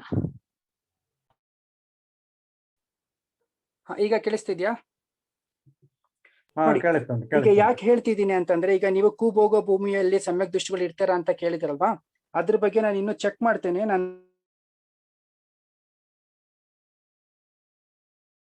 ಪುನಃ ಮೈಕ್ ಮ್ಯೂಟ್ ಆಯ್ತು. ಯಾರು ಮಾಡ್ತಿದ್ದಾರೆ ಅದು ಗೊತ್ತಿಲ್ಲ ಯಾರಂತ. ಓಕೆ, ನೋಡಿ, ಅವಸರ್ಪಣಿ ಕಾಲದ ಏನ್ ಹೇಳ್ತಿದ್ದೆ ನನ್ಗೆ ಮರ್ತೋಯ್ತು. ಓಕೆ, ಈಗ ನಾವೇನು ಅವಸರ್ಪಣಿ ಕಾಲದಲ್ಲಿ ಇದ್ದೀವಿ ಅಲ್ವಾ? ಅವಸರ್ಪಣಿ ಕಾಲದಲ್ಲಿ ಈಗಂತೂ ನಾವು ಪಂಚಮ ಕಾಲದ ಕೊನೆಯವರೆಗೂ ಏನು ಚತುಸ್ಸಂಗ ಇರುತ್ತೆ, ಸಮ್ಯಕ್ ದೃಷ್ಟಿಗಳು ಇರ್ತಾರೆ. ಇನ್ನು ಪಂಚಮ ಕಾಲ ಮುಗಿದ್ಮೇಲೆ 6ನೇ ಕಾಲ ಬರೋದಿದೆ, ಅದಕ್ಕೆ ದುಷ್ಮ ಕಾಲ ಅಂತ ನಾವು ಕರಿತೇವೆ. ಸೊ ಆ ದುಷ್ಮ ಕಾಲದಲ್ಲಂತೂ ಧರ್ಮನೇ ಇರೋದಿಲ್ಲ, ಬರೀ ಅಧರ್ಮ ಇರುತ್ತೆ. ಅಲ್ಲಂತೂ ಗುಣಸ್ಥಾನ ಬರೀ ಒಂದೇ. ಅರ್ಥ ಆಯ್ತಲ್ಲ? ಅಂದ್ರೆ ಮಿಥ್ಯಾದೃಷ್ಟಿಗಳೇ ಇರ್ತಾರೆ. ಇನ್ನು 6ನೇ ದುಷ್ಮ ಆದ್ಮೇಲೆ ಉತ್ಸರ್ಪಣಿ ಕಾಲ ಪ್ರಾರಂಭ ಆಗುತ್ತೆ. ಉತ್ಸರ್ಪಣಿ ಕಾಲ ಪ್ರಾರಂಭ ಆದಾಗ ಮತ್ತೆ ಯಾವುದು ಉತ್ಸರ್ಪಣಿ ಕಾಲದ ಮೊದಲನೇ ಕಾಲ ಯಾವುದು? ದುಷ್ಮನೇ ಆಗಿರುತ್ತೆ. ಅಲ್ಲೂ ಸಮ್ಯಕ್ತ್ವ ಇಲ್ಲ, ಕೇವಲ ಮಿಥ್ಯಾದೃಷ್ಟಿಗಳೇ. ಇನ್ನು ದುಷ್ಮ ಆದ್ಮೇಲೆ ನೆಕ್ಸ್ಟ್ ಮತ್ತೆ ದುಷ್ಮ ಬರುತ್ತೆ. ದುಷ್ಮಗಳು ಅಲ್ಲೂ ಆ ದುಷ್ಮ ಕಾಲದಲ್ಲೂ ಕೇವಲ ಮಿಥ್ಯಾದೃಷ್ಟಿಗಳೇ ಇರ್ತಾರೆ. ಆಮೇಲೆ ಯಾವಾಗ ದುಷ್ಮ ಬರುತ್ತೆ ಅಂದ್ರೆ ಚತುರ್ಥ ಕಾಲ ಬರುತ್ತಲ್ವಾ, ಉತ್ಸರ್ಪಣಿಯ ಚತುರ್ಥ ಕಾಲ ಯಾವಾಗ ಬರುತ್ತೆ, ಆಗ ಅಲ್ಲಿ ಜೀವಿಗಳು ತೀರ್ಥಂಕರರ ಉಪದೇಶದಿಂದ ಅವು ಸಮ್ಯಕ್ತವನ್ನು ಪ್ರಾಪ್ತಿ ಮಾಡ್ಕೊಳ್ತಾರೆ. ಇದರಿಂದ ನಾವು ಏನ್ ತಿಳ್ಕೊಬೇಕು ಅಂದ್ರೆ, ತೀರ್ಥಂಕರರ ಉಪಕಾರ ಎಷ್ಟು ನಮ್ಮ ಮೇಲೆ ಇದೆ ಅಂತ ನಾವು ತಿಳ್ಕೊಬೇಕು. ಅರ್ಥ ಆಗ್ತಿದೆಯಲ್ವಾ? ಅಂದ್ರೆ ನೋಡಿ, ಒಮ್ಮೆ ಈಗ ನಾವು ಪಂಚಮ ಕಾಲ ಆದ್ಮೇಲೆ ಮತ್ತೆ ಚತುರ್ಥ ಕಾಲ ಬರೋ ತನಕ ಈ ಕರ್ಮ ಭೂಮಿಯಲ್ಲಿ ಸಮ್ಯಕ್ತವನೇ ಇರೋದಿಲ್ಲ ಯಾರಿಗೂ. ಮತ್ತೆ ಯಾವಾಗ ತೀರ್ಥಂಕರರ ಉಪದೇಶ ಆಗತ್ತೆ, ಅಲ್ಲಿಂದ ಮತ್ತೆ ಪರಂಪರೆ ಸ್ಟಾರ್ಟ್ ಆಗತ್ತೆ ಸಮ್ಯಕ್ತ ಪ್ರಾಪ್ತಿ ಮಾಡ್ಕೊಳ್ಳೋದು. ಅಂದ್ರೆ ಎಷ್ಟು ಉಪಕಾರ ಇದೆ ನೋಡಿ ಅಂತ. ತೀರ್ಥಂಕರ ಅಭಾವದಲ್ಲಿ ಜೀವಿಗಳು ಮೋಕ್ಷಕ್ಕೆ ಹೋಗಕ್ಕೆ ಆಗೋದಿಲ್ಲ. ಅಂದ್ರೆ ದೇಶನ ಲಬ್ಧಿ ಬೇಕಲ್ವಾ ನಮ್ಗೆ? ಈಗ ಸಂಯುಕ್ತ ಪ್ರಾಪ್ತಿ ಮಾಡ್ಕೊಳ್ಬೇಕಾದ್ರೆ 5 ಲಬ್ಧಿಗಳು ಬೇಕು. 5 ಲಬ್ಧಿಲಿ ದೇಶನ ಲಬ್ಧಿಯು ಒಂದು. ದೇಶನ ಲಬ್ಧಿನೇ ಇಲ್ಲ ಅಂದ್ಮೇಲೆ ನಾವು ಸಂಯುಕ್ತ ಹೆಂಗ್ ಪ್ರಾಪ್ತಿ ಮಾಡ್ಕೊಳ್ತೀವಿ? ಜ್ಞಾನನೇ ನಮ್ಗೆ ವಸ್ತು ಸ್ವರೂಪದ ಜ್ಞಾನನೇ ಇಲ್ಲ ಅಂದ್ಮೇಲೆ ಸಂಯುಕ್ತ ಹೆಂಗ್ ಪ್ರಾಪ್ತಿ ಆಗುತ್ತೆ? ಅದಕ್ಕೆ ತೀರ್ಥಂಕರ ಎಷ್ಟು ಉಪಕಾರ ಇದೆ ನೋಡಿ. ಯಾವಾಗ ತೀರ್ಥಂಕರರು ಚತುರ್ಥ ಕಾಲದಲ್ಲಿ ಜನ್ಮ ಪಡಿತಾರೋ ಅಲ್ಲಿಂದ ಪುನಃ ಜೀವಿಗಳ ಸಂಯುಕ್ತವನ್ನು ಪ್ರಾಪ್ತಿ ಮಾಡ್ಕೊಳ್ಳೋಕೆ ಪ್ರಾರಂಭ ಮಾಡ್ತಾರೆ. ಅದಕ್ಕಿಂತ ಮುಂಚೆ ದುಷ್ಮ ಕಾಲದಲ್ಲಿ ಮಿಥ್ಯಾದೃಷ್ಟಿಗಳೇ ಇರ್ತಾರೆ. ಅರ್ಥ ಆಯ್ತಲ್ವಾ? ಸೊ ಇದೊಂದು ವಿಶೇಷತೆ. ಇನ್ನು ನಮ್ಮ ಸಬ್ಜೆಕ್ಟ್ಗೆ ಬರೋಣ. ನೆಕ್ಸ್ಟ್ ಓದ್ತೀರಾ ನಿರಂಜನ್ ಸರ್? ಭೂಷಣ್ಜಿ ಹೇಳಿ ಮೇಡಮ್. ಆ ಭೋಗಭೂಮಿಯಲ್ಲಿ ಜಗನ್ಯ ಭೋಗಭೂಮಿಯಲ್ಲಿ 7ನೇ ವಾರದಲ್ಲಿ ಅಂದ್ರೆ ಅವರು ಹುಟ್ಟಿದ 6ನೇ ವಾರದಲ್ಲಿ ಯವನ ಬರುತ್ತೆ ಅವರಿಗೆ. 7ನೇ ವಾರದಲ್ಲಿ ಸಮ್ಯಕ್ ದರ್ಶನ ಧಾರಣ ಮಾಡುವ ಯೋಗ್ಯತೆ ಹೊಂದುತ್ತದೆ. ಮಧ್ಯಮ ಭೋಗಭೂಮಿಯಲ್ಲಿ 5 ದಿನಗಳಲ್ಲಿ ಬರುತ್ತೆ. ಉತ್ತಮ ಭೋಗಭೂಮಿಯಲ್ಲಿ 3 ದಿನಗಳಲ್ಲಿ ಸಮ್ಯಕ್ ದರ್ಶನ ಧಾರಣೆ ಮಾಡುವ ಯೋಗ್ಯತೆ ಬರುತ್ತೆ ಅಂತ ಹೇಳಿ. ಓಹೋ, ಓಕೆ, ಒಳ್ಳೆ ವಿಚಾರ ಅಮ್ಮ. ಹೌದು, ಇದು ನೋಡಿ, ಇವರು ಆದಿನಾಥರ ಪೂರ್ವಭಾವದಲ್ಲಿ ಅವರಿಗೆ ಸಮ್ಯಕ್ತ ಪ್ರಾಪ್ತಿಯಾಗಿದ್ದು ಭೋಗಭೂಮಿಯಲ್ಲಿ ಅಲ್ವಾ? ಹೌದು. ಅದೇ ರಿದ್ದಿದಾರಿ ಮುನಿಗಳು ಅವ್ರಿಗೆ ಉಪದೇಶ ಮಾಡ್ತಾರಲ್ವಾ, ಆಗ ಅವ್ರಿಗೆ ಸಮ್ಯಕ್ತ ಪ್ರಾಪ್ತಿ ಆಗುತ್ತೆ. ಸರಿ ಇದೆ ಅಮ್ಮ. ಅದು ಕಳ್ಸಿಮ್ಮ. ನಾನು ಇದನ್ನ ಓದಿದ್ದೆ, ಯಾವ ಪುಸ್ತಕದಲ್ಲಿ ನೆನಪು ಬರ್ತಿಲ್ಲ. ಅಂದ್ರೆ ಅವ್ರಿಗೆ ಸಮ್ಯಕ್ತ ಪ್ರಾಪ್ತಿ ಮಾಡ್ಕೊಳ್ಳುವಂತ ಯೋಗ್ಯತೆ ಯಾವಾಗ ಬರುತ್ತೆ? ಈಗ ಮನುಷ್ಯರಿಗೆ 8 ವರ್ಷ ಒಂದು ಅಂತರ್ಮೂರ್ತ ಆದ್ಮೇಲೆ ಸಮ್ಯಕ್ತ ಪ್ರಾಪ್ತಿ ಮಾಡ್ಕೊಳ್ಳೋ ಯೋಗ್ಯತೆ ಬರುತ್ತಲ್ವಾ? ಹಾಗೆ ಭೋಗಭೂಮಿ ಜೀವಿಗಳಿಗೆ ಎಷ್ಟು ವರ್ಷದ ನಂತರ ಅಂದ್ರೆ ಅಥವಾ ಎಷ್ಟು ಕಾಲದ ನಂತರ ಆ ಯೋಗ್ಯತೆ ಬರುತ್ತೆ ಅಂತ ಪುಣ್ಯಾಮೃತದಲ್ಲಿ ಇದೆ ಭೂಷಣ್ಜಿ. ಹೌದಾ? ಓಕೆ, ಚೆಕ್ ಮಾಡ್ತೇನೆ. ಅಂದ್ರೆ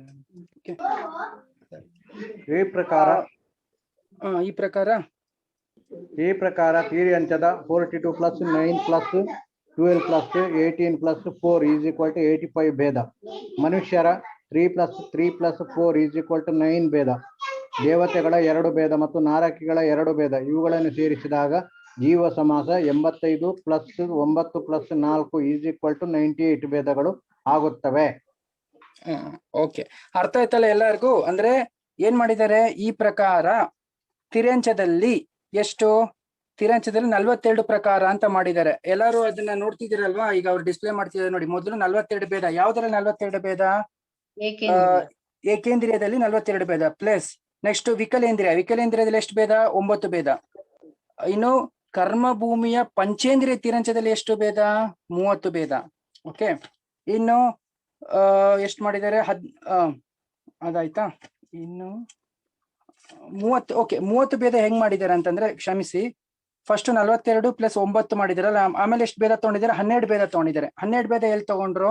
ಈ ಒಂದು ಸಂಘಿ ಅಸಂಘಿ ಜೀವ ಪ್ಲಸ್ ಅವುಗಳಲ್ಲಿ ಜಲಚರ, ತಲಚರ ಮತ್ತು ನಭಚರ ಅಪೇಕ್ಷೆಯಿಂದ ಎಷ್ಟು ಭೇದ ಆಯ್ತು? 6 ಭೇದ ಆಯ್ತು ಅಲ್ವಾ? ಆ 6ರಲ್ಲಿ 12 ಭೇದ. ಓಕೆ, ಆ 6ರಲ್ಲಿ ಗರ್ಭಜ ಆದ ಅಪೇಕ್ಷೆಯಿಂದ 12 ಭೇದ ತಗೊಂಡಿದ್ದಾರೆ. ಓಕೆ, ನೋಡ್ತಿದ್ದೀರಲ್ವಾ? 42 + 9 + 12 ಅಂತ ಬರ್ದಿದ್ದಾರೆ ನೋಡಿ. ಸೊ ಇಲ್ಲಿ ಏನು, ಈ ಒಂದು ಕರ್ಮಭೂಮಿಯ ಪಂಚೇಂದ್ರಿಯ ತಿರಂಚ ಜೀವ ಏನಿದೆ ಅದು ಗರ್ಭ ಜನ್ಮದ ಅಪೇಕ್ಷೆಯಿಂದ 12 ಭೇದ, ಸಮೂರ್ಛನದ ಅಪೇಕ್ಷೆಯಿಂದ ಅಂದ್ರೆ ಸಮೂರ್ಛನ ಜನ್ಮದ ಅಪೇಕ್ಷೆಯಿಂದ 18 ಭೇದ. ಮತ್ತೇನ್ ಹೇಳಿದ್ದಾರೆ? 18 ಭೇದ ಪ್ಲಸ್ ಪ್ಲಸ್ 4 ಭೇದ. ಯಾವುದು? ಭೋಗಭೂಮಿಯ ಪಂಚೇಂದ್ರಿಯ ತಿರಂಚ ಇದೆಯಲ್ವಾ, ಅದರ ಅಪೇಕ್ಷೆಯಿಂದ 4 ಭೇದ. ಒಟ್ಟು ತಿರಂಚಗಳಲ್ಲಿ ಎಷ್ಟು ಭೇದ ಆಯ್ತು? 85 ಭೇದ ಆಯ್ತು. ಅರ್ಥ ಆಯ್ತಲ್ವಾ? ತಿರಂಚಗಳಲ್ಲಿ ಎಷ್ಟು ಭೇದ ಆಯ್ತು? 85 ಭೇದ. ಇನ್ನು ನೆಕ್ಸ್ಟ್ ಮನುಷ್ಯರಿಗೆ ಬರೋಣ. ಮನುಷ್ಯರಲ್ಲಿ ಮೊದಲು ಆರ್ಯಖಂಡದ ಮನುಷ್ಯನಲ್ಲಿ ಪರ್ಯಾಪ್ತಕ, ಅಪರ್ಯಾಪ್ತಕ ಮತ್ತೆ ನಿವೃತ್ತಿ ಅಪರ್ಯಾಪ್ತಕ, ಈ 3 ಭೇದಗಳಿಂದ ಎಷ್ಟು ಭೇದ ಆಯ್ತು? ಒಟ್ಟು ಆರ್ಯಖಂಡ ಮನುಷ್ಯನಲ್ಲಿ 3 ಭೇದ ಆಯ್ತು. ಅದಕ್ಕೆ ನೋಡಿ ಇಲ್ಲಿ 3 ಅಂತ ಕೊಟ್ಟಿದ್ದಾರೆ ಮನುಷ್ಯರ ಅಪೇಕ್ಷೆಯಿಂದ. ನೆಕ್ಸ್ಟ್ ಮ್ಲೇಚ್ಛಖಂಡದ ಅಪೇಕ್ಷೆಯಿಂದ, ಮ್ಲೇಚ್ಛಖಂಡದಲ್ಲಿ ಮನುಷ್ಯರು ಪರ್ಯಾಪ್ತಕ ಅವಸ್ಥೆಯಲ್ಲೂ ಇದ್ದಾರೆ, ನಿವೃತ್ತ ಅಪರ್ಯಾಪ್ತಕ ಅವಸ್ಥೆಯಲ್ಲೂ ಇದ್ದಾರೆ. ಸೊ ಎಷ್ಟು? ಮ್ಲೇಚ್ಛಖಂಡದ ಅಪೇಕ್ಷೆಯಿಂದ ಮನುಷ್ಯರು 2 ಪ್ರಕಾರ. ನೆಕ್ಸ್ಟ್ ಭೋಗಭೂಮಿಗೆ ಬರೋಣ. ಭೋಗಭೂಮಿ ಮತ್ತು ಕುಭೋಗಭೂಮಿ 2 ಒಟ್ಟಿಗೆ ತಗೊಂಡಿದ್ದಾರೆ. ಈ ಭೋಗಭೂಮಿ ಮತ್ತು ಕುಭೋಗಭೂಮಿಯಲ್ಲಿ ಮನುಷ್ಯರು ಪರ್ಯಾಪ್ತಕ ಮತ್ತು ನಿವೃತ್ತ ಅಪರ್ಯಾಪ್ತಕ ಅವಸ್ಥೆಯನ್ನು ಹೊಂದಿರ್ತಾರೆ. ಸೊ ಈ 2 ಅವಸ್ಥೆಗಳನ್ನು ಹೊಂದಿರುವ ಕಾರಣದಿಂದ ಎಷ್ಟು ಭೇದ ಆಯ್ತು? 4 ಆಯ್ತು. ಸೊ ಇಲ್ಲಿ 4 ಅಂತ ನೋಡಿ, +4 ಅಂತ ಕೊಟ್ಟಿದ್ದಾರಲ್ಲ. ಅಂದ್ರೆ 3 ಅಂದ್ರೆ ಆರ್ಯಖಂಡದ ಮನುಷ್ಯನ ಅಪೇಕ್ಷಾ, 2 ಅಂದ್ರೆ ಮ್ಲೇಚ್ಛಖಂಡದ ಅಪೇಕ್ಷಾ, 4 ಅಂದ್ರೆ ಭೋಗಭೂಮಿ ಮತ್ತು ಕುಭೋಗಭೂಮಿಯ ಮನುಷ್ಯನ ಅಪೇಕ್ಷೆಯಿಂದ 4 ಭೇದ ಆಯ್ತು. ಒಟ್ಟು 3 + 2 + 4 ಎಷ್ಟಾಯ್ತು? 9. ಅಲ್ಲ. ಸೊ ನೆಕ್ಸ್ಟ್ ಏನ್ ಕೊಟ್ಟಿದ್ದಾರೆ, ನಾರ್ಕೀಯ ಅವ್ರ ನಾರ್ಕಿಕೆ ದೋ ಭೇದ, ಹಾ ನಾರ್ಕೀಯ 2 ಭೇದ. ಇದನ್ನು ಅಷ್ಟನ್ನು ಸೇರಿಸಿ ಎಷ್ಟಾಯ್ತು ಜೀವ ಸಮಾಸ? ಒಂದ್ ನಿಮಿಷ. ಓಕೆ, ಮನುಷ್ಯ ಅಂದ್ರೆ ಅಲ್ಲಿ ಸಮೂರ್ತನ ಮನುಷ್ಯ ಅಂತ ಆಗ್ಬೇಕಲ್ಲ? ಯಾವ್ದ್ರಲ್ಲಿ? ಆರ್ಯಖಂಡದಲ್ಲಿ ಸಮೂರ್ತನ ಮನುಷ್ಯದ ಅಪೇಕ್ಷೆಯಿಂದ ಇದು ಲಬ್ಧಿಯ ಪರ್ಯಾಪ್ತಕ ಅಲ್ವಾ? ಸಮೂರ್ಛನ ಮನುಷ್ಯ ಮೇಲೇನೆ. ಓಕೆ, ಒಂದ್ ನಿಮಿಷ. ಹೌದು, ಲಬ್ಧಿ ಅಪರ್ಯಾಪ್ತಕ ಸಮೂರ್ಛನ ಮನುಷ್ಯನ ಅಪೇಕ್ಷೆಯಿಂದನೇ ಹೇಳಿದ್ದಾರೆ. ನೋಡಿ ಸುಗುಣಕ್ಕ, ಮನುಷ್ಯ ಪಂಚೇಂದ್ರಿಯ ಜೀವ ಏನಿದೆ ಅಲ್ವಾ, ಮನುಷ್ಯ, ಆ ಮನುಷ್ಯ ಪಂಚೇಂದ್ರಿಯ ಜೀವ ಯಾವಾಗ ಅಪರ್ಯಾಪ್ತಕ ಅವಸ್ಥೆ ಇದೆ ಏನಿದೆ, ಆ ಅಪರ್ಯಾಪ್ತಕ ಅವಸ್ಥೆ ಸಮೂರ್ಛನ ಜನ್ಮದಲ್ಲೇ ಆಗೋದು. ಹೌದೌದು. ಅಲ್ಲ, ಗರ್ಭಜರಲ್ಲಿ ಇದು ಆರ್ಯಖಂಡದ ಗರ್ಭಜರ ಆರ್ಯಖಂಡದ ಗರ್ಭದಲ್ಲಿ ಅಪರ್ಯಾಪ್ತಕ ಅವಸ್ಥೆ ಇಲ್ಲ ಅನ್ಸುತ್ತೆ. ಒಂದ್ ನಿಮಿಷ, ಇಲ್ಲಿ ಕೊಟ್ಟಿಲ್ಲ. ಇಲ್ಲ ಸುಗುಣಕ್ಕ, ಇಲ್ಲ, 2 ಅವಸ್ಥೆ ಇರೋದು. ಸಮೂರ್ಛನದಲ್ಲಿ ಮಾತ್ರನೇ ಅಪರ್ಯಾಪ್ತಕ ಅವಸ್ಥೆ ಇರೋದು. ಸುಗುಣಕ್ಕ ಅವ್ರೆ, ಒಂದ್ ನಿಮಿಷ. ಆರ್ಯಖಂಡದ ಇಲ್ಲಿ ಯಾಕೆ ಭೇದ ಕೊಟ್ಟಿಲ್ಲ ಅವರು? ಸಮೂರ್ಛನ ಸುಗುಣಕ್ಕ ಅವ್ರೆ, ಇಲ್ಲಿ ನೋಡಿ, ಆರ್ಯಖಂಡದ ಮನುಷ್ಯನಲ್ಲಿ ಮೂರು ತಗೊಂಡಿದ್ದಾರೆ, ಸರಿನಾ? ಸೊ 3 ತಗೊಂಡ್ರೆ ನಾವ್ ಇಲ್ಲಿ ಏನ್ ಅನ್ಕೊಬೇಕು ಅಂತಂದ್ರೆ, ಇಲ್ಲಿ ಅವರು ಸಮೂರ್ಛನ ಮತ್ತು ಗರ್ಭ ಅಂತ ಆರ್ಯಖಂಡದ ಮನುಷ್ಯನಲ್ಲಿ ಭೇದ ಮಾಡಿಲ್ಲ. ಅರ್ಥ ಆಯ್ತಲ್ವಾ? ಹಾಗಾಗಿ ನಾವು ಆರ್ಯಖಂಡನ ಮನುಷ್ಯನ ಗರ್ಭ ಜನ್ಮ ಏನಿದೆ ಅಲ್ವಾ, ಗರ್ಭ ಜನ್ಮದಲ್ಲಿ ಈ 3 ಅವಸ್ಥೆಗಳು ಇರ್ಲೇಬೇಕಲ್ವಾ? 3 ಈ ಅವಸ್ಥೆಗಳು ಬರ್ಬೋದು ಸುಗುಣಕ್ಕ, ಏನು ಅಡ್ಡಿ ಇಲ್ಲ. ಆದರೆ ಅಪರ್ಯಾಪ್ತಕ ಅವಸ್ಥೆ ಏನಿದೆ ಅಲ್ವಾ, ಅಪರ್ಯಾಪ್ತಕ ಸಮೂರ್ಛನ ಜನ್ಮದವನು ಅಪರ್ಯಾಪ್ತಕ ಅವಸ್ಥೆ ಒಂದನೇ ಪ್ರಾಪ್ತಿ ಮಾಡ್ಕೊಳ್ತಾನೆ. ಇದಂತೂ ನಿಯಮ ಇದೆ. ಹಾಗಾದ್ರೆ ಈಗ ಲೆಕ್ಕ ಮಾಡಿ, ಆರ್ಯಖಂಡದ 3, ಮ್ಲೇಚ್ಛ ಖಂಡದ್ದು 2, ಭೋಗ ಭೂಮಿದು 2 ಅಲ್ವಾ? 4. ಆಯ್ತು. ಭೋಗ ಭೂಮಿ 2, ಆರ್ಯಖಂಡದ 3 ಇಟ್ಕೊಳ್ಳಿ. ಆರ್ಯಖಂಡದ 3 ಅಂತ ಆಯ್ತಲ್ಲ ಮನುಷ್ಯರಿದ್ದು. ಹೌದು, 3 ಕೊಟ್ಟಿದಾರಲ್ಲ ಇಲ್ಲಿ. 3, ಮ್ಲೇಚ್ಛ ಖಂಡದ 2 5, ಭೋಗ ಭೂಮಿದ 2 5, 6 7, ಕುಭೋಗದ್ದು 8 9 ಆಯ್ತಾ? ಅಲ್ಲಿಗೆ 9 ಆದ್ರೆ ಇಲ್ಲಿ ಸಮೂರ್ಛನ ಮನುಷ್ಯಂದು 10 ಆಗುತ್ತೆ ಅಲ್ವಾ ಅದು ಸೇರಿದ್ರೆ? ಕರೆಕ್ಟ್ ಸುಗುಣಕ್ಕ. ನೋಡಿ, ಇನ್ನೊಂದ್ಸಲ ಹೇಳ್ತೀನಿ, ತಿಳ್ಕೊಳ್ಳಿ. ನೋಡಿ, ಗರ್ಭಜ ಜೀವ ಏನಿದೆನಲ್ವಾ, ಗರ್ಭಜ ಜೀವದಲ್ಲಿ ಅಪರ್ಯಾಪ್ತಕ ಅವಸ್ಥೆ, ಒಂದ್ ನಿಮಿಷ. ನೋಡಿ, ಗರ್ಭದ ಜೀವದಲ್ಲಿ ಅಪರ್ಯಾಪ್ತಕ ಅವಸ್ಥೆ ಇರೋದೇ ಇಲ್ಲ. ತಿರಂಚ ಆಗ್ಲಿ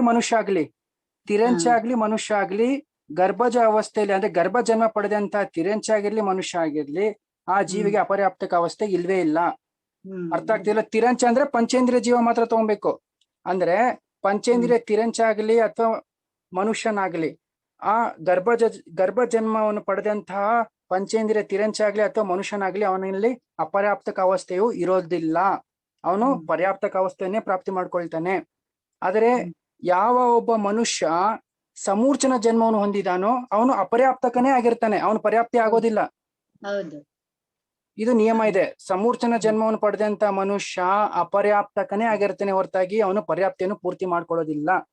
ಓಕೆ, ಸೊ ಇಲ್ಲಿ ಆರ್ಯಖಂಡದಲ್ಲಿ ಏನು ಈ 3 ಅವಸ್ಥೆ ತಗೊಂಡಿದ್ರೆ, ಅಂದ್ರೆ ಪರ್ಯಾಪ್ತಕ, ನಿವೃತ್ತ ಪರ್ಯಾಪ್ತಕ, ಲಬ್ಧಿ ಅಪರ್ಯಾಪ್ತಕ, ಈ 3 ಅವಸ್ಥೆ, ಇದರಲ್ಲಿ ಈ 3 ಅವಸ್ಥೆ ಗರ್ಭಜ ಮತ್ತು ಸಮೂರ್ಛನ 2 ಅಪೇಕ್ಷೆನ ತಗೊಂಡಿದ್ದಾರೆ. ಅಲ್ವಾ? ಈ ಲಬ್ಧಿ ಅಪರ್ಯಾಪ್ತಕ ಅಂದ್ರೆ ಏನು ಅಪರ್ಯಾಪ್ತಕ ಅವಸ್ಥೆ ಏನ್ ತಗೊಂಡಿದ್ದಾರೆ, ಅದು ಸಮೂರ್ಛನ ಜನ್ಮದ ಅಪೇಕ್ಷೆಯನ್ನ ತಗೊಂಡಿದ್ದಾರೆ. ಇದನ್ನಲ್ಲಿ ಅವ್ರು ಬರಿಬೇಕಾಯ್ತು ಸುಗುಣಕ್ಕ, ಇದು ಜನಗಳು ಕನ್ಫ್ಯೂಸ್ ಆಗುತ್ತೆ. ಅದನ್ನೊಂದನ್ನ ಅವ್ರು ಸಪರೇಟ್ ಮೆನ್ಷನ್ ಮಾಡಿದ್ರೆ ಒಂದು ಚಾರ್ಟ್ ಮಾಡ್ಬೇಕಿದ್ರೆ ಕನ್ಫ್ಯೂಷನ್ ಆಗ್ತದೆ ತುಂಬಾ. ನಾನೇ ಒಂದು ಚಾರ್ಟ್ ಕೊಟ್ಟಿದ್ದೀನಿ ನೋಡಿ, ನಾನೇ ನೋಡದ್ ಬಿಟ್ಬಿಟ್ಟೆ, ನಾನೇ ಕಳ್ಸಿದೀನಿ ಚಾರ್ಟ್ ಎಲ್ಲರಿಗೂ. ಈಗ ನೋಡಿ, ಚಾರ್ಟ್ ಎಲ್ಲ ಗೊತ್ತಾಗುತ್ತೆ. ಇಲ್ಲಿ ನೋಡಿ, ಸಂಗಿ, ನಾನು ಇದು ಕಳ್ಸಿರೋ ಚಾರ್ಟ್ ಓಪನ್ ಮಾಡಿ. ನಿರಂಜನ್ ಸರ್ ಅಥವಾ ಯಾರು ಸ್ಕ್ರೀನ್ ಶೇರ್ ಮಾಡ್ತಿದ್ದೀರಾ? Doctor madam? Sumarani madam. Sumarani ಅಕ್ಕ ಅವರ ಚಾರ್ಟ್ ಓಪನ್ ಮಾಡಿ, ಅದೆಲ್ಲ ಇನ್ನೂ ಕ್ಲಿಯರ್ ಆಗುತ್ತೆ ನೋಡಿ. ಕರ್ಮ ಭೂಮಿಯ ಸಂಗಿ, ಗರ್ಭಜ, ಅಸಂಗಿ. ಲೆಕ್ಕದ ಮೇಷ್ಟ್ರಿ ನೀವೀಗ ನಮ್ಗೆ. ಅಲ್ಲ, ನಾನು ಇದು ಗರ್ಭಜ ಮನುಷ್ಯನಲ್ಲಿ 3 ಇರ್ತದೆ ಅಂತ ಎನಿಸಿದ್ದೆ. ಇಲ್ಲ, ತಪ್ಪಿದೆ. 3 ಇರಕ್ಕೆ ಸಾಧ್ಯನೇ ಇಲ್ಲ ನಿರಂಜನ್ ಸರ್, 2 ಅವಸ್ಥೆ. ಯಾಕೆಂದ್ರೆ ಅಂತರ್ಮುಹೂರ್ತ, ಜಗನ್ಯಾಯು ಅಂತರ್ಮುಹೂರ್ತ ಅಲ್ವಾ? ಹಾ ಓಪನ್ ಮಾಡಿ ಚಾರ್ಟ್.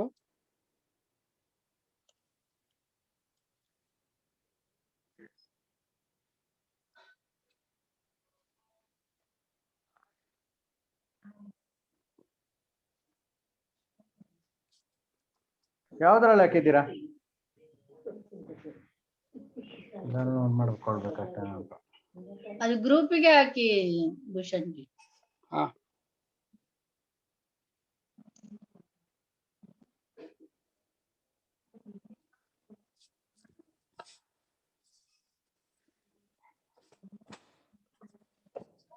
ಓಕೆ. ಇನ್ನೊಂದು ಸಾರಿ, ಈ ಚಾರ್ಟ್ ಅಲ್ಲಿ ತಿರಂಚ ಅಪೇಕ್ಷೆಯಿಂದನೇ ಕೊಟ್ಟಿದ್ರೆ ಸುಗುಣಕ್ಕ. ಈಗ ಮನುಷ್ಯನದು ನಾವೇನು ಈಗ ನಾವು ಹೇಳಿದೀವಿ ಅದು 100% ಸರಿ ಇದೆ. ಯಾಕಂದ್ರೆ ನಾನು ಓದಿದ್ದೇನೆ ಇದರಲ್ಲಿ, ಬಹುಶಃ ಕಾರ್ತಿಕ ಅನುಪ್ರೇಕ್ಷೆಯಲ್ಲಿ ಓದಿದ್ದೀನಿ ಅನ್ಕೊಳ್ತೀನಿ ಇದನ್ನ. ಇದರಲ್ಲಿ ಅವ್ರು ಕೊಟ್ಟಿಲ್ಲ ಈ ಪುಸ್ತಕದಲ್ಲಿ. ಈ ಚಾರ್ಟ್ ಅಲ್ಲೂ ಕೇವಲ ತಿರಂಚ ಜೀವಿ ಅಪೇಕ್ಷೆಯಿಂದ ಕೊಟ್ಟಿದ್ದಾರೆ, ಮನುಷ್ಯನ ಅಪೇಕ್ಷೆಯಿಂದ ಕೊಟ್ಟಿಲ್ಲ. ಆದ್ರೆ 100% ಸರಿ ಇದೆ ನಾವ್ ಹೇಳಿದ್ದು. ಯಾಕಂದ್ರೆ ನಾನು ಓದಿದೆ, ನೆನಪಿದೆ ನನಗೆ ಸುಗುಣಕ್ಕ ಅವ್ರೆ. ಮನುಷ್ಯನಲ್ಲಿ ಗರ್ಭದ ಜನ್ಮ ಪಡೆದವನಿಗೆ ಅಪರ್ಯಾಪ್ತಕ ಅವಸ್ಥೆ ಇರೋದೇ ಇಲ್ಲ. ಯಾರು ಸಮೂರ್ಛನ ಜನ್ಮ ಪಡೆದಿದ್ದಾನೆ ಅವನು ಅಪರ್ಯಾಪ್ತಕ ಅವಸ್ಥೆನೇ ಹೊಂದಿರ್ತಾನೆ. ಓಕೆ ಓಕೆ, ಇಷ್ಟು. ಮತ್ತಿನ್ನೇನಾದ್ರೂ ಪ್ರಶ್ನೆ ಇದ್ರೆ ಕೇಳಿ. ಇವತ್ತಿಗೆ ಇಷ್ಟು ಸಾಕು. ನಾಳೆ ಯಾವ ವಿಷಯ ಇದೆ? ನಾಳೆ ಹೊಸ ವಿಷಯ ಪ್ರಾರಂಭ ಆಗುತ್ತೆ, ಯೋನಿ ಅಂತ.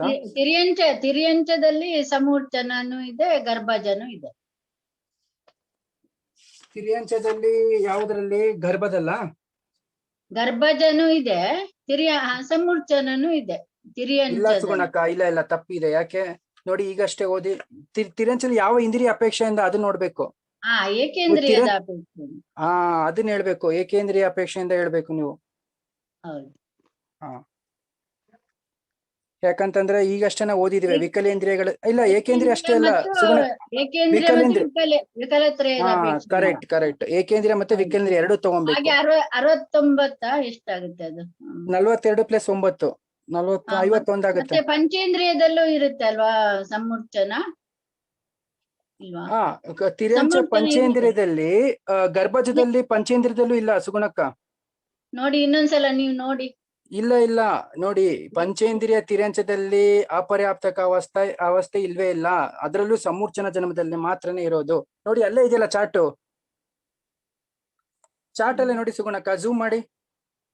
ಕೆಳಗಡೆ ಕರ್ಮಭೂಮಿಯ ಸಂಗಿ ಕೊಟ್ಟಿದ್ದಾರೆ ನೋಡಿ. ಸಂಗಿ ಅಂದ್ರೆ ಪಂಚೇಂದ್ರಿಯ ಅಲ್ವಾ? ಸಂಗಿ ಅಸಂಗಿ ಅಂದ್ರೆ ಪಂಚೇಂದ್ರಿಯ ಜೀವಿಗಳೇ ಅವು. ನೋಡಿ ಅದರಲ್ಲಿ ನೋಡಿ, ಜಲಚರದಲ್ಲೂ ಇಲ್ಲ, ತಲಚರದಲ್ಲೂ ಇಲ್ಲ, ನಭಚರದಲ್ಲೂ ಇಲ್ಲ. ಕೇವಲ ಸಮೂರ್ಛನದಲ್ಲಿ ಮಾತ್ರ ಲಬ್ಧಿ ಅಪರ್ಯಾಪ್ತಕ ಅವಸ್ಥೆ ಕೊಟ್ಟಿದ್ದಾರೆ ನೋಡಿ. ಕ್ಲಿಯರ್ ಆಯ್ತಾ? ನಭಚರದಲ್ಲಿ ಎಂತ ಕೊಟ್ಟಿದ್ದಾರೆ?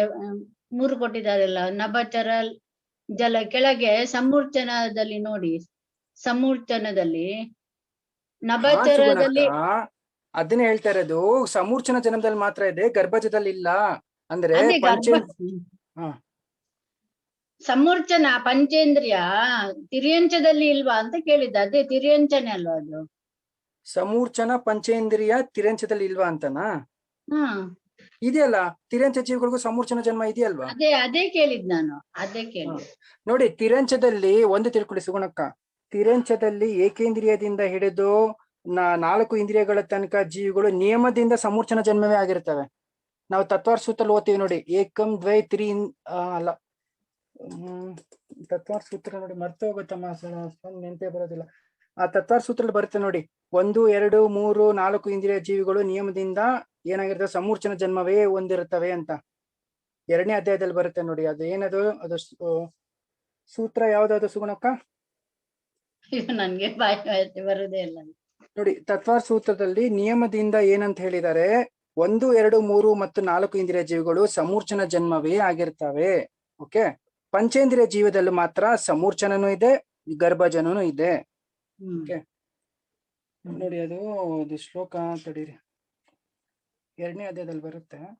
ಹಾಗಾದ್ರೆ ಸಮೂರ್ಛನದಲ್ಲಿ ಒಟ್ಟು ಎಷ್ಟಿದೆ ತಿರ್ಯಂಚದ ಅಪೇಕ್ಷೆಯಿಂದ? ಅಂದ್ರೆ ಇನ್ನೊಂದು ಸಮೂರ್ಛನ ಜೀವಿ ಇನ್ನೊಂದ್ಸರಿ ಕೇಳಿ ಹೇಳಿ. ತಿರ್ಯಂಚದಲ್ಲಿ ಸಮೂರ್ಛನ ಅವಸ್ಥೆ ಎಷ್ಟಿದೆ ಅಂತನಾ? ಲೆಕ್ಕ ಹಾಕೊಳ್ಳಿ ಎಷ್ಟಾಗುತ್ತೆ. ಈಗ ಒಂದೊಂದೇ ಲೆಕ್ಕ ಹಾಕೊಂಡ್ ಬರೋಣ. ಪೃಥ್ವಿ ಕಾಯಕದಲ್ಲಿ ಇದೆಯಾ ಸಮೂರ್ಛನ? ಒಂದೊಂದೇ ಲೆಕ್ಕ ಬರ್ಕೊಂಡು ಹಾಕ್ಬೇಕು, ಹೇಳ್ಬೇಕು ಸುಗುಣಕ್ಕ. ಸಾಧ್ಯನೇ ಇಷ್ಟೇ ಇಲ್ಲ ಲೆಕ್ಕ ಹಾಕೊಳ್ಳಿ, ಚಾರ್ಟ್ ಅಲ್ಲೇ ಲೆಕ್ಕ ಹಾಕೊಳ್ಳಿ, ಒಂದೊಂದಂತ ಆಡ್ ಮಾಡ್ಕೊಂಡು ಹೋಗಿ ಎಷ್ಟಾಗುತ್ತೆ. ಒಂದು ಪೃಥ್ವಿ ಕಾಯಿಕ, ಒಂದು ಜಲಕಾಯಿಕ ಎಷ್ಟಾಯ್ತು 2, ಅಗ್ನಿ ಕಾಯಕದಲ್ಲೂ ಇದೆ, ವಾಯು ಕಾಯಕದಲ್ಲೂ ಇದೆ. ಇನ್ನು ವನಸ್ಪತಿ ಕಾಯಕದಲ್ಲೂ ತುಂಬಾ ಭೇದ ಮಾಡಿದ್ದಾರೆ ನೋಡಿ. ಅದರಲ್ಲಿ ನಿತ್ಯ ನಿಗೋಧ ಮತ್ತು ಇತರ ನಿಗೋಧ, ನಿತ್ಯ ನಿಗೋಧ ಇತರ ನಿಗೋಧ, ಇದರಲ್ಲೂ ಅಷ್ಟೇ ಏನು ನಿವೃತ್ತಿ ಅಪರಾಪ್ತಕ ಅವಸ್ಥೆ ಇದೆ. ಎಷ್ಟಾಯ್ತು 4, 5, 6, ಇತರ ನಿಗೋಧದಲ್ಲಿ 2, 7, 8, ಪ್ರತ್ಯೇಕದಲ್ಲಿ 2, 9, 10, 11, 12 ನೋಡಿ. 12 ಜೀವ ಸುಗುಣಕ್ಕ. ಏಕೇಂದ್ರದಲ್ಲಿ 12 ಸಮೂರ್ಛನ ಜೀವಿಗಳಿದೆ. ಏಕೇಂದ್ರದಲ್ಲಿ 12 ಸಮೂರ್ಛನ ಜೀವಿಗಳು. ಇನ್ನು ತ್ರಸದಲ್ಲಿ ವಿಕಲೇಂದ್ರಿಯಕ್ಕೆ ಬರೋಣ. ವಿಕಲೇಂದ್ರಿಯದಲ್ಲಿ ಎಷ್ಟು? ದ್ವಿಇಂದ್ರಿಯ, ತ್ರಿಇಂದ್ರಿಯ, ಚತುರೇಂದ್ರಿಯ, ಈ 3ರಲ್ಲಿ ಒಂದೊಂದು 3. ವಿಕಲೇಂದ್ರಿಯದಲ್ಲಿ 3. 12 + 3 ಎಷ್ಟಾಯ್ತು? 15. 15 ಆಯ್ತಾ. ನೆಕ್ಸ್ಟ್ ಈಗ ನಾವು ಇದಕ್ ಬರೋಣ. ಯಾವ್ದಕ್ಕೆ? ಓಕೆ, ಕರ್ಮಭೂಮಿ, ಇದು ಪಂಚೇಂದ್ರಿಯಕ್ಕೆ ಬರೋಣ. ಪಂಚೇಂದ್ರಿಯದಲ್ಲಿ ಸಮೂರ್ಛನ ನೋಡಿ. ಅದ್ರಲ್ಲಿ ಜಲಚರ, ಥಲಚರ, ನಭಚರ 3 ಭೇದ ಮಾಡಿದ್ರೆ ಎಷ್ಟಾಗುತ್ತೆ? ಸಂಖ್ಯೆಯಲ್ಲಿ 3 ಭೇದ, ಅಸಂಖ್ಯೆಯಲ್ಲಿ 3 ಭೇದ. ಎಷ್ಟಾಯ್ತು? 3, 3, 6, 15, 1, 6, 21 ಭೇದ ಆಗುತ್ತೆ ಸುಗುಣಕ್ಕ. ಏಕೇಂದ್ರಿಯದಿಂದ ಹಿಡಿದು ಪಂಚೇಂದ್ರಿಯ ಜೀವ ತನಕ 21 ಸಮೂರ್ಛನ ಜೀವಿಗಳು ಇವೆ. 21 ಭೇದ ಮಾಡ್ಬೋದು. ಸರಿ ಇದೆಯಾ? 12 ಏಕೇಂದ್ರಿಯದಲ್ಲಿ, 3 ವಿಕಲೇಂದ್ರಿಯದಲ್ಲಿ, ಇನ್ನು 6 ಸಂಗಿ ಮತ್ತು ಅಸಂಗಿ ಪಂಚೇಂದ್ರಿಯ ಜೀವಿಗಳಲ್ಲಿ. ಸೊ ಈ ಪ್ರಕಾರ 21 ಭೇದ ಮಾಡ್ಬೋದು ಕಿರಂಚದ ಅಪೇಕ್ಷೆಯಿಂದ. ಓಕೆ ಸರಿ. ಮತ್ತೇನಾದ್ರೂ ಪ್ರಶ್ನೆ ಇದ್ರೆ ಕೇಳಿ. ಇವತ್ತಿಂದ ಏನಾದ್ರು ಅರ್ಥ ಆಗಿಲ್ಲ ಅಥವಾ ಏನಾದ್ರು ಪ್ರಶ್ನೆ ಇದ್ರೆ ಕೇಳಿ. ನೋಡಿ ಇಲ್ಲಿ ಹಾಕಿದ್ದಾರೆ ನೋಡಿ, ಯಾರೋ ಒಬ್ರು ತತ್ವಾರ್ ಸೂತ್ರ ಹಾಕಿದ್ದಾರೆ. ಇದರಲ್ಲಿ ಯಾವ್ದಂತಂದ್ರೆ ನಾನು ಹೇಳ್ತೇನೆ ತಡೀರಿ.